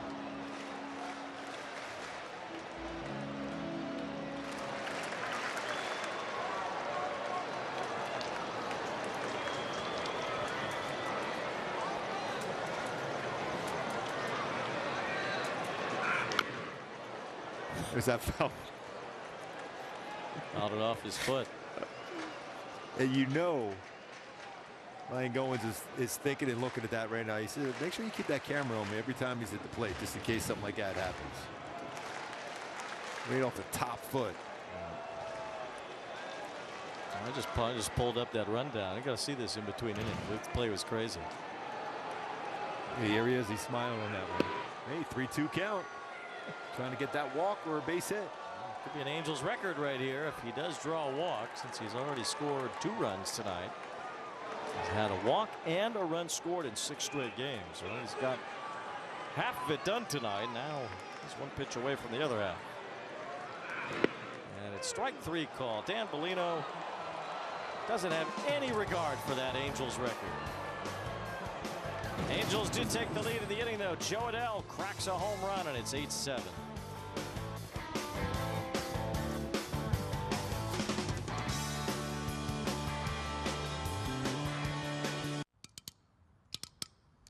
Have you heard? Soda's not a dirty word anymore. Introducing Poppy, the best thing to happen to lemon lime since, well, lemons and limes. It's the iconic, refreshing flavor you crave, but with 3 grams of sugar. Real lemon, real lime, real juicy flavor. The future of soda is now, and it's called Poppy. Poppy, soda's back. My ED definitely made me feel broken. It would work, then it wouldn't work. Prior to HIMS, I was taking an as-needed dose. So we would have to plan. That takes the romance completely out of the relationship. HIMS was a fantastic find. The low dose daily has given room for spontaneity in our relationship, and that is golden for us as a couple. Get treatment for ED with doctor-trusted medication. Get started today at hims.com. When it comes to tickets, pick TickPick. You're picking the best prices guaranteed, with no hidden fees ever. Pick from thousands of live events. No hidden fees, more savings. Download the TickPick app. Join the million-plus fans who have made game days more entertaining by playing along on Underdog. Basketball fans from all over the United States have won over $1 billion. Underdog Fantasy, calling all dogs. I feel like I lose track of at least $500 a month. Maybe that's because you still use spreadsheets. Haven't you heard of Rocket Money? No, but you're probably going to cut me off and tell me about it. It's an app that automatically tracks your spending in real time, lowers your bills, and finds and cancels sneaky subscriptions. Sign me up. Stay on track with your finances and download Rocket Money today. Baseball at the Coca-Cola Friends and Family Fun Pack for only $44. Get 4 tickets, 4 hot dogs, and 4 soft drinks. For more information regarding the Coca-Cola Friends and Family Fun Pack, visit angels.com/funpack. So the Angels with the lead again after a homer by Joe Adell. And now Ben Joyce pitching in the 8th inning. With a 1-run lead, he has worked on a scoreless streak of 19 1/3 consecutive scoreless innings. The longest by an Angels rookie in 10 years. And there's that splinker at 99. Yeah, with that movement he can create with that pitch. Should apologize to Chris Bryant before he throws that pitch. That is tough. Ground ball to short. And Splinker gets Ben Joyce and out thanks to Schanuel coming off the bag to handle the throw from Zach Neto. I mean, as odd as it sounds when you describe Ben Joyce, he is basically he's a ground ball pitcher. There's that grip right there in that Splinker. You see he gets on top of that baseball. He's got underneath to throw a little bit, but Schanuel, nice job getting off the bag. So 19 1/3 scoreless innings. The last Angels rookie pitcher to have a scoreless streak this long was Matt Shoemaker in 2014. Had 23 in a row. It was one very good rookie year Matt Shoemaker had. Detroit, Michigan native, the Shuku Kachu. There's another ground ball right on target. for the Walrus. Brendan Rodgers bounces out.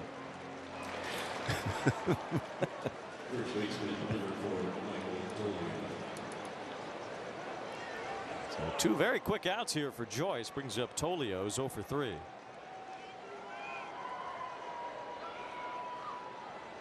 8-7. The Angels have battled tonight.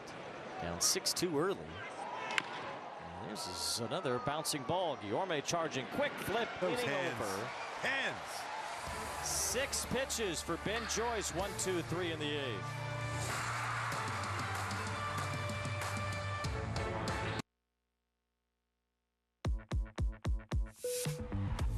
This is your captain speaking. We'd like to welcome you on board MLB The Show 24. It's a good one.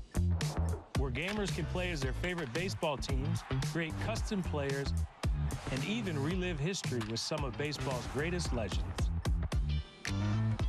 Now, we invite you to sit back, relax, and enjoy the show. Can I play? Rated E for everyone. Can't recall another baseball game where emotions ran so high. There it is! Fly ball to deep right field. It's out of here! It's gonna go! What a play by Aaron Judge! Experience game-to-game coverage of the night's biggest moments, live and commercial-free. MLB Network Strike Zone, Wednesday and Friday nights all season. Step up to the plate and get ready to play ball. The baseball show for kids where you can learn about batting, fielding, and everything in between from the real pros. Every swing is a big hit on Play Ball. Saturday mornings at 10 Eastern on MLB Network.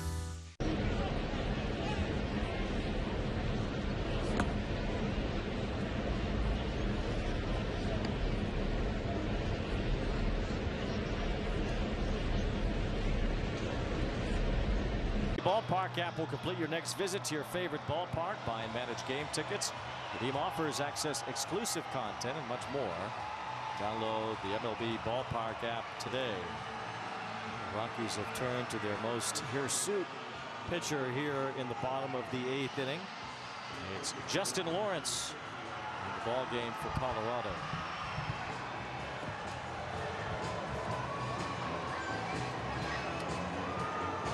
Lawrence from Panama. He's had some decent years for the Rockies out of the bullpen. This year has not been one of them. His ERA over 5. Last year was pretty good. Bullpens are tough to solve, and even more so in Coors Field, where you never know what you're going to get from year to year. Jake Bird worked an inning, allowed a run, 2 hits. He's on the losing end of this one for now. Sinker slider from Lawrence. Rengifo has 2 hits and 2 runs scored. Ball 1. Mentioned earlier, Shohei with a chance at a 40-40 year for the Dodgers. Just trying to think about who had the last one. Oh, I forgot about Acuna, who had 40 and 70. 47. Well, it wasn't 40-40. Exactly. That was ridiculous. 40 and 70. What Acuna did last year. Well, the Braves running back. Well, Acuna got hurt in 2021, and they won the World Series without him. And they basically just brought back all the guys that they won the World Series with then. They brought back Eddie Rosario about a few weeks ago. And yesterday, or was it today, they traded for Jorge Soler again. Yes. He was incredible in that run to the World Series. He was the World Series MVP. And they already had Adam Duvall back in the fold this year. So the Braves, maybe they got the 2021 vibes again. Who knows? Atlanta playing Milwaukee tonight. The Braves beat the Brewers in one of their former cities 5-1. Fly ball shallow center, and even Brenton Doyle can't get to that. It's a base hit for Rengifo. 3 hits tonight for Rengifo. 4 wheels on a Kia.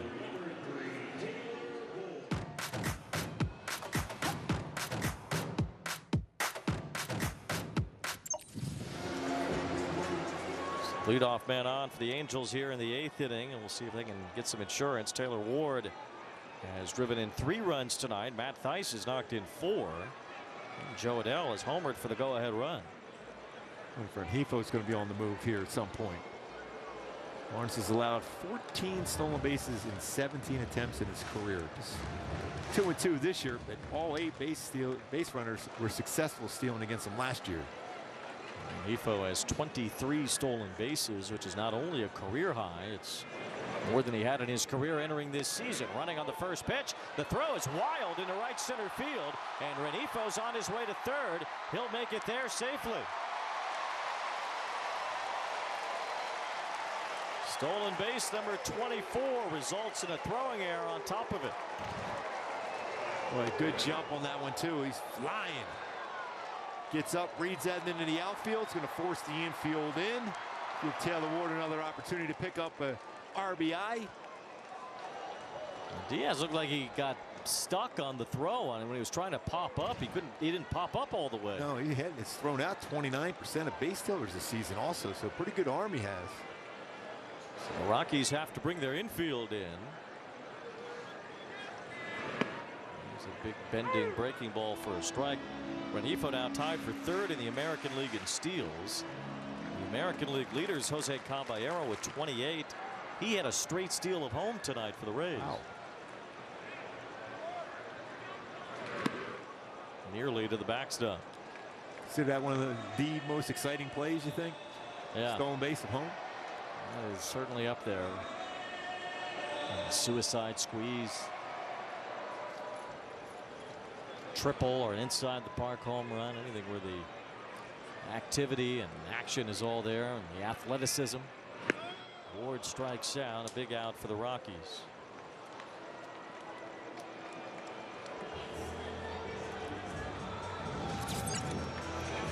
So the Angels 1 through 9 have had good moments offensively.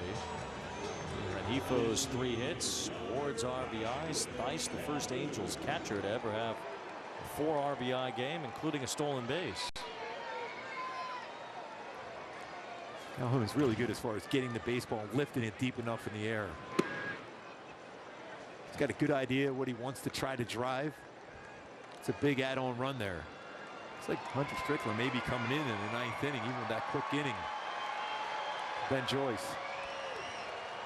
Ben Joyce threw 6 pitches to work a 1-2-3 9th inning. And now has 20 1/3 consecutive scoreless innings since debuting that splinter. We knew it was a good pitch, but no, it was going to be that good. No. It's Paul Skeen-like. Skeen's on that splinter. Well, so does Emmanuel Clase, and that's really, as far as the back ends of games, that's the guy you want to be like if you're Ben Joyce. Yeah. Very similar velocity in the two of them in that role. Clase has led the majors in saves over the last 3 years for Cleveland. He's been unhittable this year.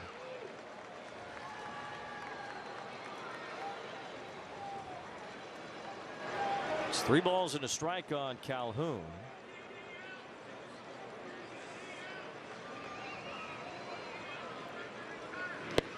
There's ball 4, so another base runner. 3rd time Calhoun's been on base. Angels Live, presented by OC Navigator, comes up after the game.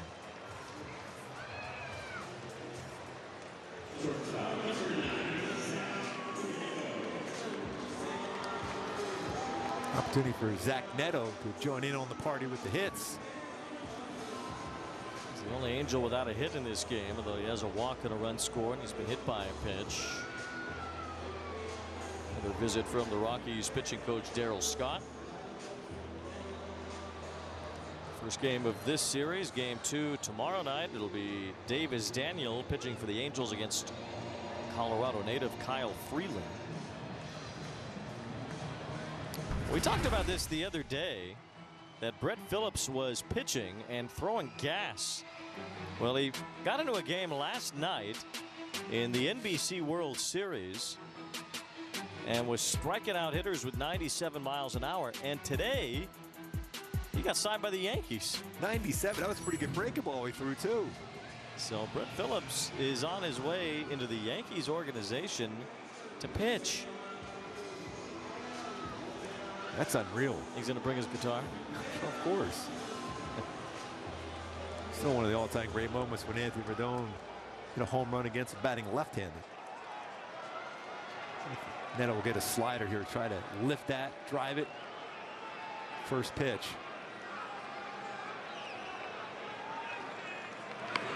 It's a bunt, first base side. It scores a run. Now a foot race to first, and Neto is tagged out by Lawrence. Nice save. Oh, I thought they got him.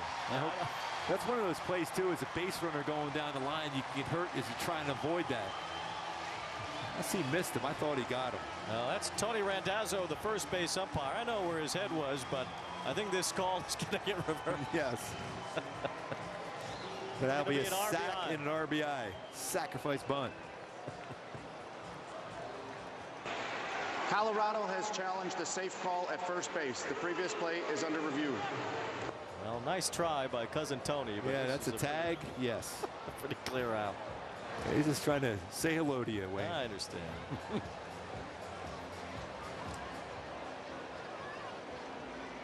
Well, that's the best thing about family. Loyalty.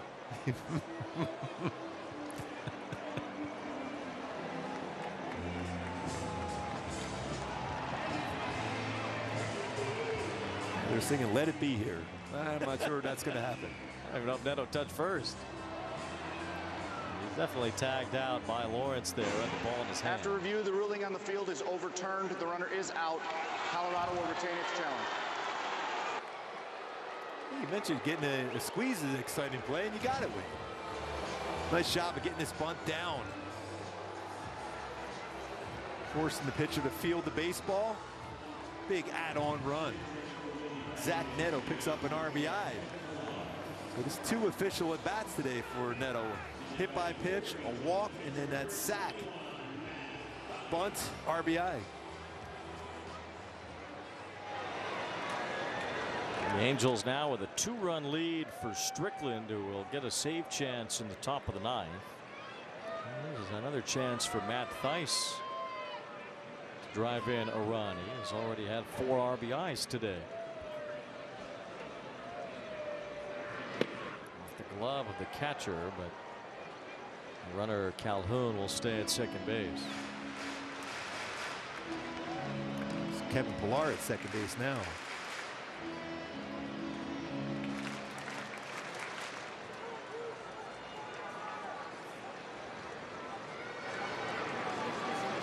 This game by Willie Calhoun. Got on base 3 times. Nice rockets, one toward right center field. Base hit, another RBI. 5 runs batted in for Matt Thaiss. Tune into the pregame show tomorrow to see Gooby's pick to click. Oh, Thaiss is extremely nice tonight. 5 RBI. Well, he's on this one, that little sinker down, and he just stayed on that, lines it for a base hit. 5 RBIs for Thaiss. Thaiss, baby.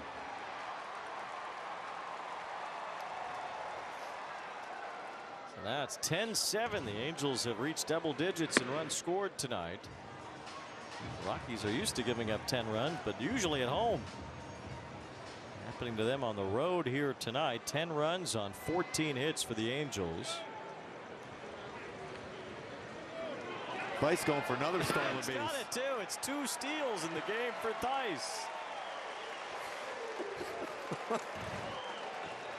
With another running start. That speed. Says, who needs Barkley as a running back for the New York Giants when you got me? Only had 3 career stolen bases entering today. He's got 2 in this game. Logan O'Hoppe is feeling the pressure. Oh. Now Adell's hit by a pitch. Adell at the go-ahead homer in his last at bat.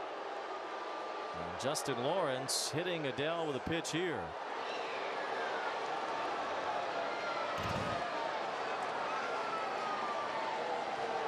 And when you throw that sinker, if you drop your wrist at all, it's going to be elevated just like that.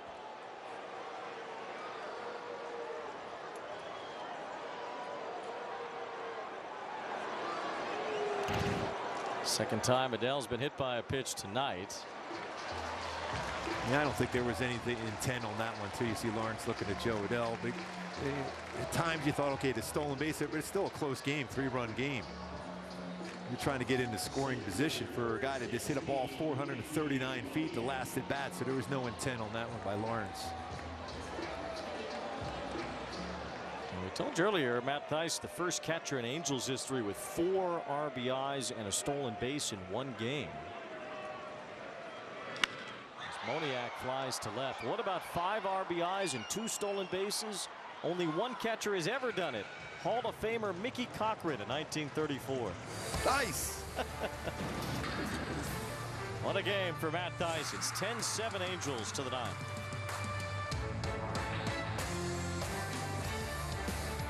Step up to the plate and get ready to play ball. The baseball show for kids where you can learn about batting, fielding, and everything in between from the real pros. Every swing is a big hit on Play Ball. Saturday mornings at 10 Eastern on MLB Network.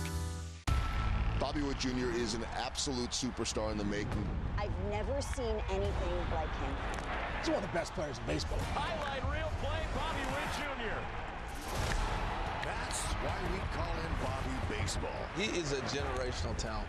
I want to win a World Series. I want to do it in Kansas City. This guy is the cream of the crop right now. Sensational again. It is crazy, wiry, athletic pop that's only going to get better. It's time for MLB Pitch, Hit, and Run, the official youth skills competition of Major League Baseball.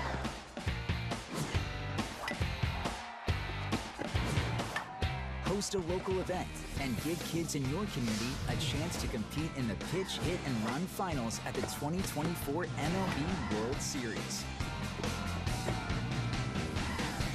Sign up for free at pitchhitrun.com.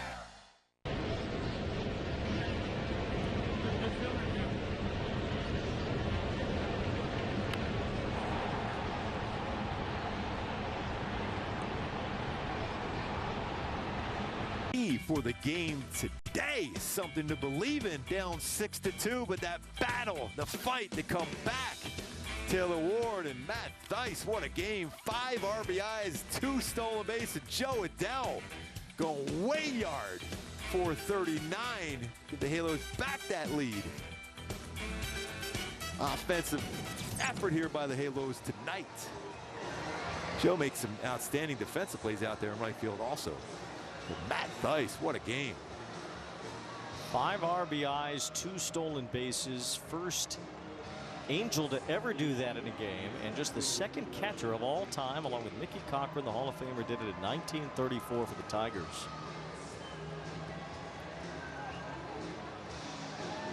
Here's Hunter Strickland, who has 28 major league saves. He had as many as 14 in a year for the Giants in 2018. He had 7 a couple of years ago for the Reds. So he will get his first save chance as an Angel here today.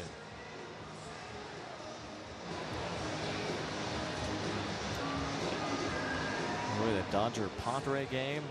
It's tied going into the 10th inning. The Padres had 2 solo homers of Blake Trinan in the bottom of the 9th, Manny Machado and Jackson Merrill.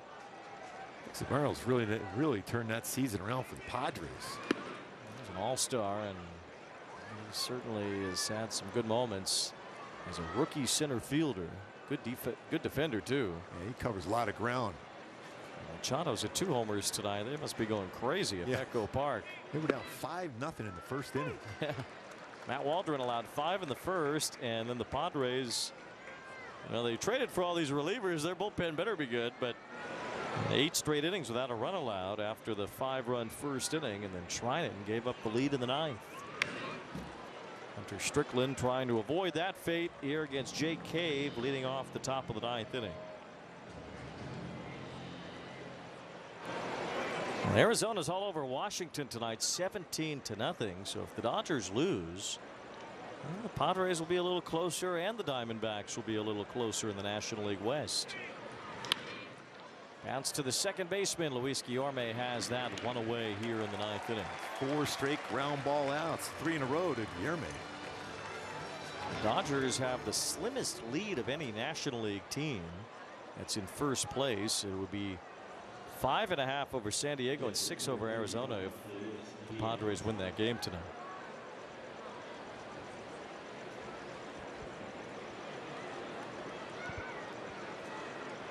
Elias Diaz is the batter for the Rockies here with 1 out.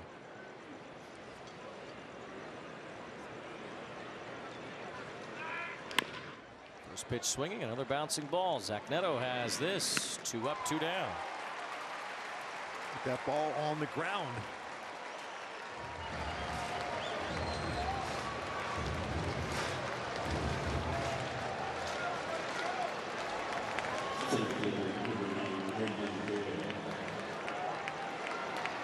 Well, Brenton Doyle, the batter. The Rockies have only had 1 hit since Ryan McMahon's home run in the 2nd inning. It was the homer by Tovar in the 7th that briefly tied the game.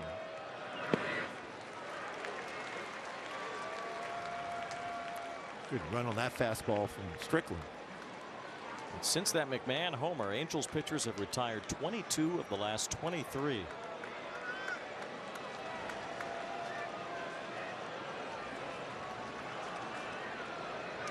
There's strike 2 to Doyle.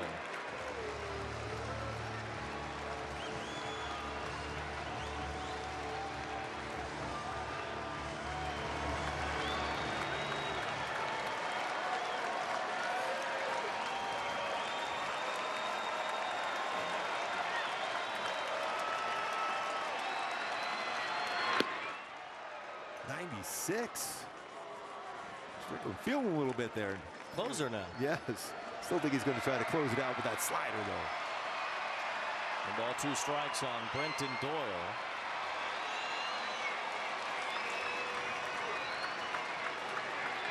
Swing and a miss. Strike 3. Say goodnight to the Rockies. The Angels, the big comeback for the 2nd straight game. They were down 6-2 early. They took a 7-6 lead, gave it up briefly, but Joe Adell homer to put the Angels on top. Matt Dice had a huge night, and the Angels win it over Colorado 10-7. You know, Toyota player of the game. First Angel with at least 5 RBIs and 2 stolen bases. First Angel ever. 2nd MLB catcher ever. You mentioned Cochran back in 1934. 28th comeback victory for the Halos, 2nd most in the American League. Matt Dice, you said he'd have a good game. I don't know if you expected this. Well, I do. Quite a performance with 5 RBIs, a 2-run double early, 2-run single. He's stealing bases out there. And they helped the Angels pitching staff retire 23 of the last 24. That's something to believe in. We're believing in Matt Dice. What a game. 5 stakes, 2 bags, 2 for Dice. And the Angels put it together after falling behind early. They've won back-to-back games, and the halo will shine brightly tonight here at Angels Stadium. The Angels take care of the Rockies in a 10-7 ball game here at the Big A.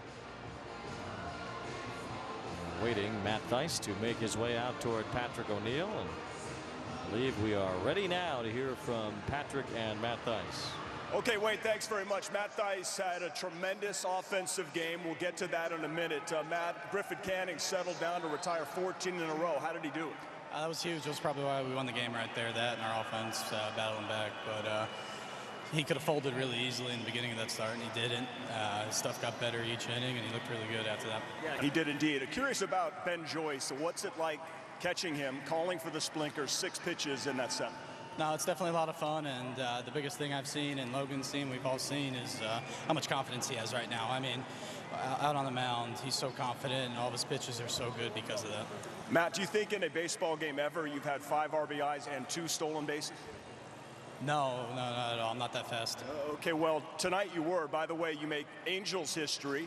First position player ever with 5 RBIs and 2 stolen bases. How does that make you feel? I feel really fast.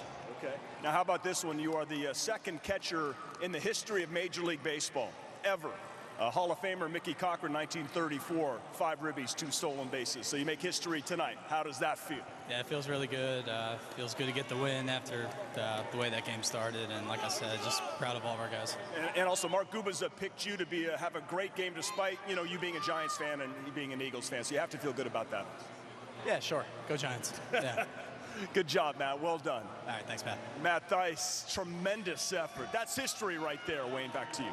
All right, Patrick, thank you very much. Yeah, I mean, I know he's a big Eagle fan deep down inside. You better think long and hard about your pregame. I know, stress level is going to be high, Wayne. Angels win 10-7. We'll be back to wrap it up.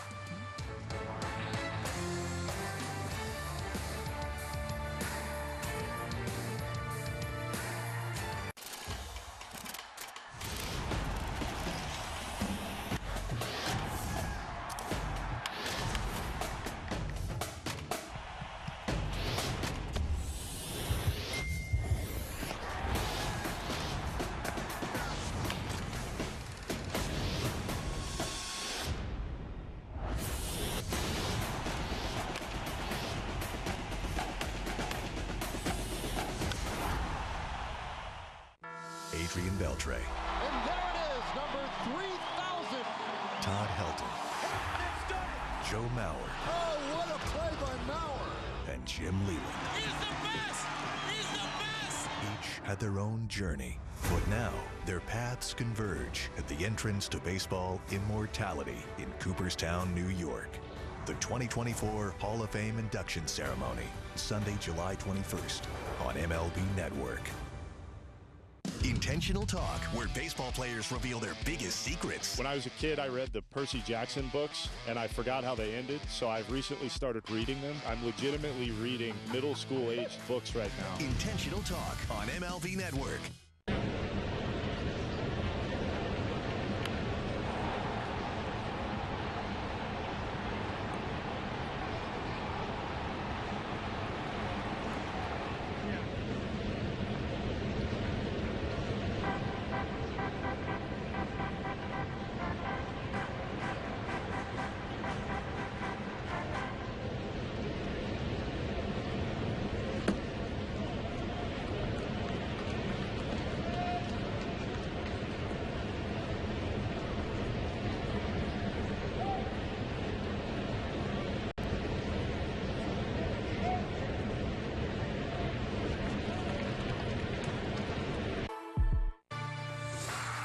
Fun game tonight. The Angels win it 10-7 against the Rockies. Had to come back after an early deficit, and the offense really performed tonight, including Matt Dice. We'll be back tomorrow for game 2 of this series. Angels will try for their 3rd straight win, playing Colorado with Angels Live, presented by Nissan, starting at 6 o'clock. Stay tuned. Next is Angels Live postgame, presented by the OC Healthcare Agency with Patrick O'Neill and Tim Salmon. For Mark Urbazai and Pat Vio, I'm Wayne Randazzo saying good night from Angel Stadium. Intentional Talk, where baseball players reveal their biggest secrets. When I was a kid, I read the Percy Jackson books, and I forgot how they ended, so I've recently started reading them. I'm legitimately reading middle school-aged books right now. Intentional Talk on MLB Network. Marcus Lynn Betts, best player on the planet. I love watching Mookie play On the Hall of Fame highway. It's a blessing to have those expectations. Goodness. And that one is going to go. Mookie Betts, what a monster. Got some more unfinished business to take care of. Are you kidding me? I try and do the best that I can in anything that I can control. Nothing on a baseball field that Mookie Betts does not excel at.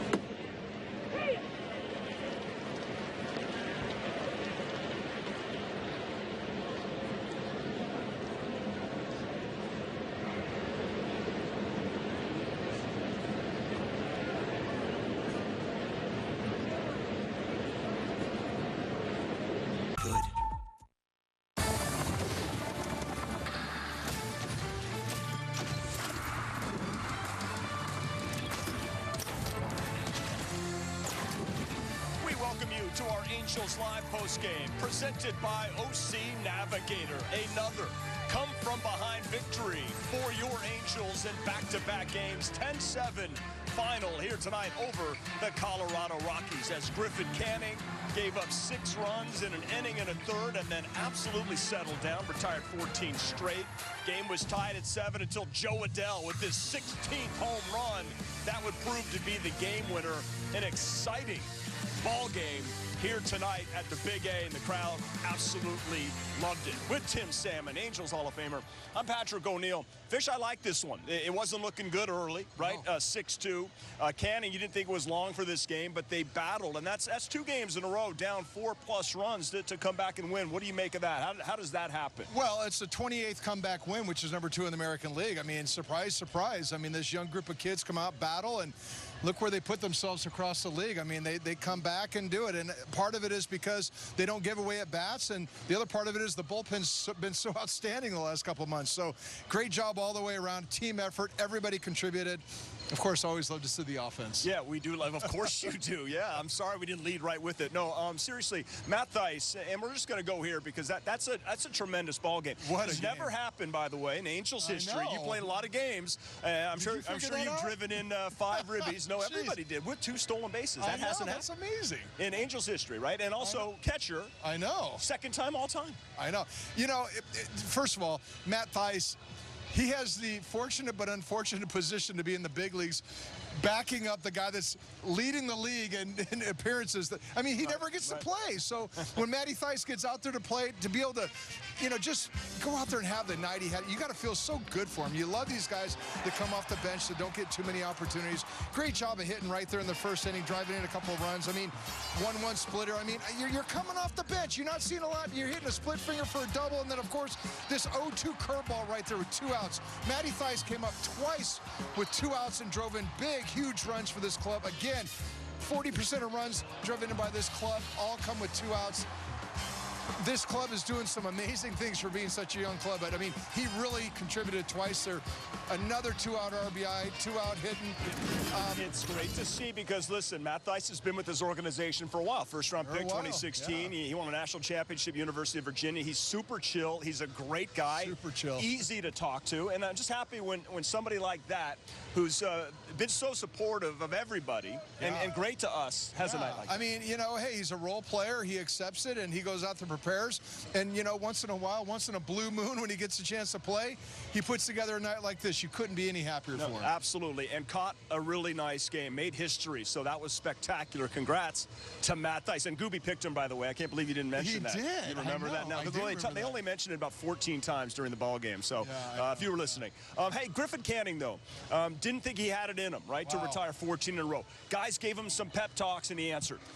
Here's the thing. Griff's had his last 2 outings where he's had good stuff working. I mean, really good stuff. But he's been a lot of traffic out there. And for him, it's really a story of perseverance. Going out there, grinding it out, and persevering, and just never giving up. I tell you what, after the first couple innings, it would have been really easy for a lot of pitchers to just kind of take it in, but they left him out there. He had to go out there, and I imagine initially it was like, hey, you know what, you got in this mess. We're going to leave you out there. We're not going to tax the bullpen. But slowly but surely, he started going out there and making pitches. I mean, you saw, hey, by the way, that 3-run homer right there on the slider away.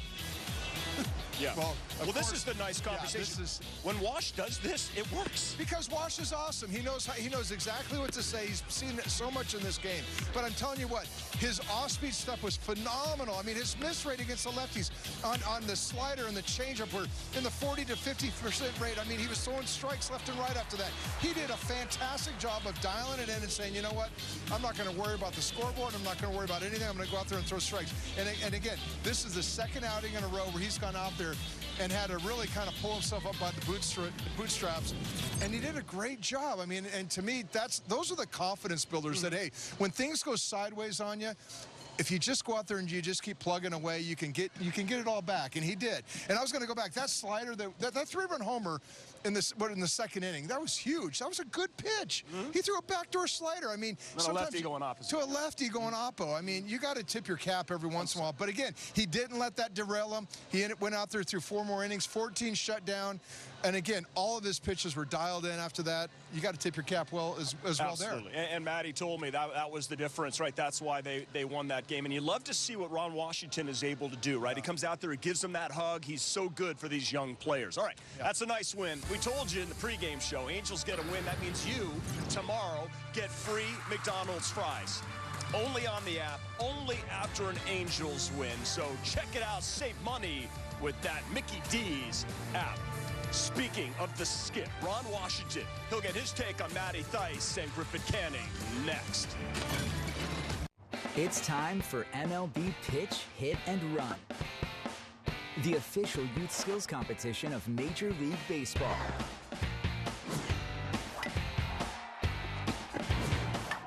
Host a local event and give kids in your community a chance to compete in the Pitch, Hit, and Run finals at the 2024 MLB World Series.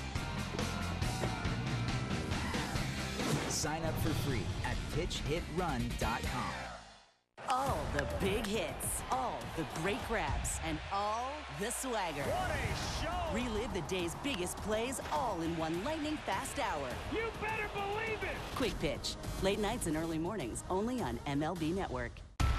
Bobby Witt Jr. is an absolute superstar in the making. I've never seen anything like him.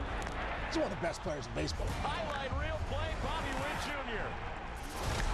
That's why we call him Bobby Baseball. He is a generational talent. I want to win a World Series. I want to do it in Kansas City. This guy is the cream of the crop right now. Sensational again! It is crazy, wiry, athletic pop that's only going to get better.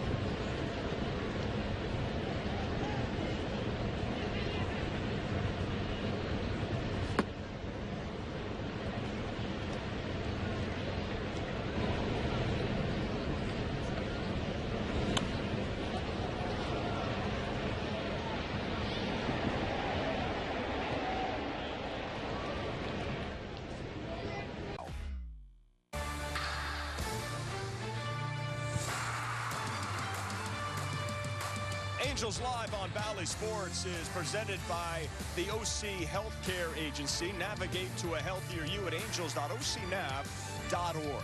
Well, you got to tip your cap, right, to Griffin Canning. It looked bad, and then it turned out really good. And here's what the manager, Ron Washington, had to say.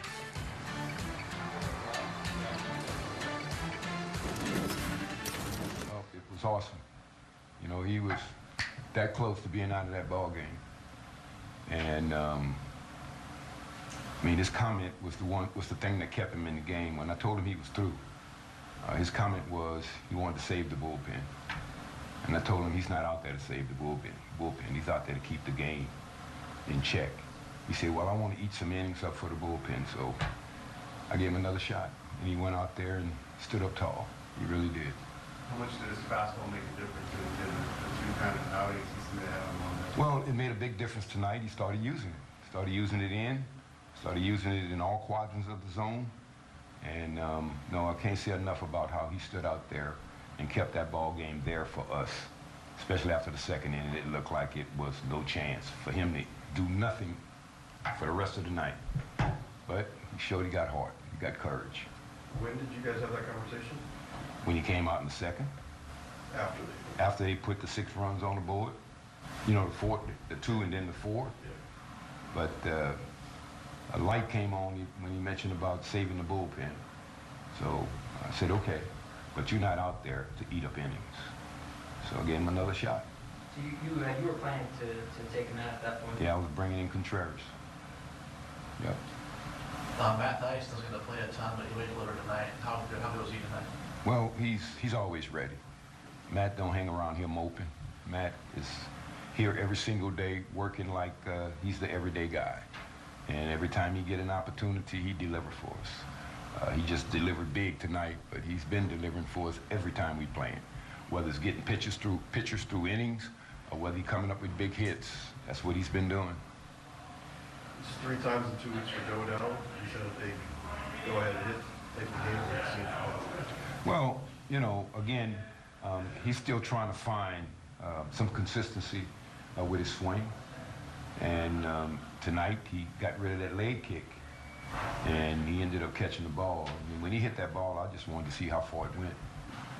So it was big. Everything we did tonight and everyone that did it, it was big for us because we fell back 6-2. And thank God it was in the 2nd inning, and we just scratched and scratched and scratched. And we got some big hits, some big situations, and we ended up winning the ball game. Just a quick side note, the unis that the Angels have been wearing this week are so good. Yeah. So good. I really love what Wash had to say, especially Griffin Canning. Yeah. What he had to say is, I want to save the bullpen.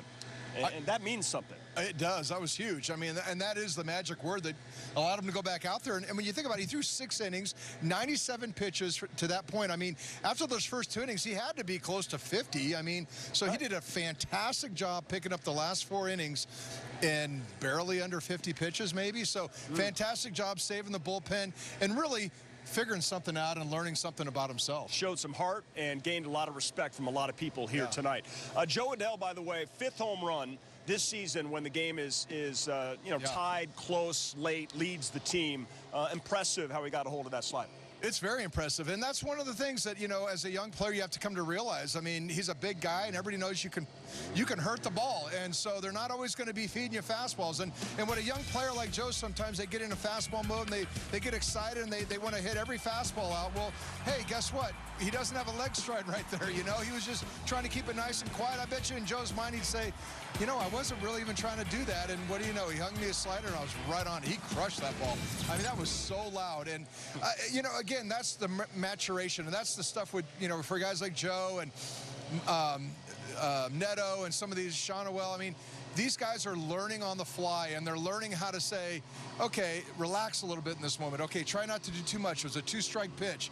You know, he's probably not up there trying to hit a home run, but he's up there just trying to battle, and pitcher makes a mistake, waited him out, made a mistake, and made him pay for it. Joe told me before this game he really feels like the team is building something. It's a grinding type of year. He's starting to figure it out in the box. Defensively, he says, I'm having my best year of my career. So Joe Adell playing great baseball right now is tremendous to see. So what about some of the guys that stuck around, didn't get traded today?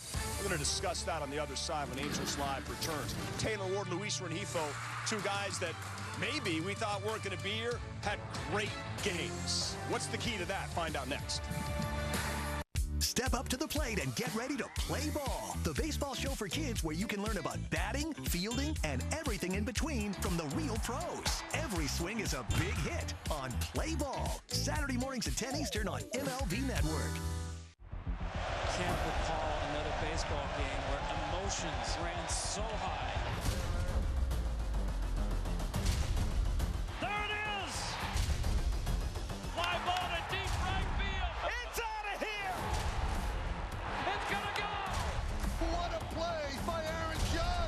Experience game-to-game coverage of the night's biggest moments, live and commercial-free. MLB Network Strike Zone, Wednesday and Friday nights all season. The power of baseball goes beyond the field. It starts with kindness, reaching out a helping hand. Even the smallest gestures mean the world to a lot of people.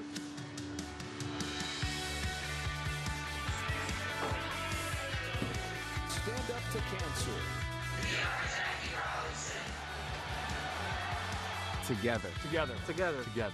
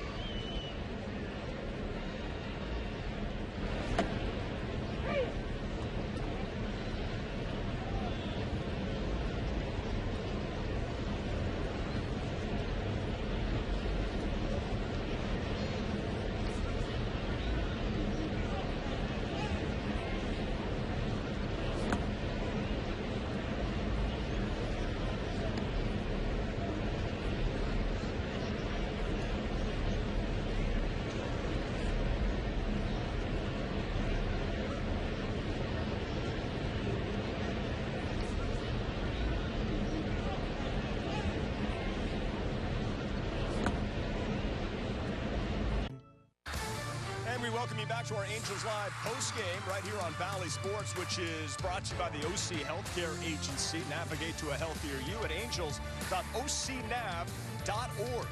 Hanging out with Angels Hall of Famer Tim Salmon. I'm Patrick O'Neill as the Angels beat the Rockies 10-7. A fun one. A lot of offense here tonight. Angels were down 6-2, and they rallied once again for back-to-back wins.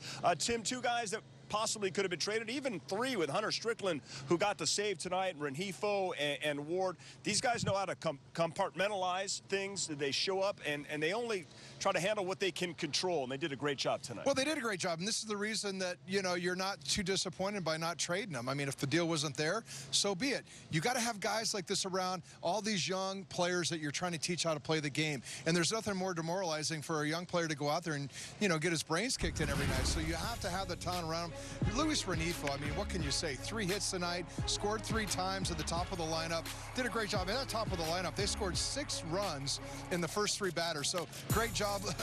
Taylor Ward, I think that grand slam the other night, just what a boost of confidence. He's all of a sudden feeling a little bit different at the plate right there, got the big RBI hit up the middle, and then, of course, Rengifo going the other way. Gosh, I mean, this guy, you know, he hits the ball all over the field, line to line. He's doing such a great job at the plate this year, really having just a fantastic year. And, of course, Taylor Ward coming up right there with another big hit, driving in a run. I mean, I think Taylor Ward, what do you have? Taylor Ward had 3 RBIs. You know, gosh, the top of your lineup just doing everything possible to win. But it's so great to see Rengifo. I mean, Renifo's been doing this all year long. Great to see him set the table, but to see Taylor Ward have the night he had, that's some big news for the Angels going forward. No doubt. 9 ribbies in the last 4 games for Taylor Ward. Angels back at it tomorrow night. Hope you join us right here on Valley Sports, or if not, come out to the Big A and support this great young core that are really starting to build something. Now, Davis Daniel's going to get the ball. Kyle Freeland for the Rockies. Now, Davis Daniel, he had those 3 starts, a great one, right? Historic start. Then, and I asked him about this today, 2 that didn't go well. He felt there was just 1 really bad inning, and he went down to AAA, cleaned it up because he threw first pitch strikes, 18 of 25 in that 1 start at AAA. Well, that's the key for him. I mean, he's going to go out there, he's going to throw all his pitches for strikes.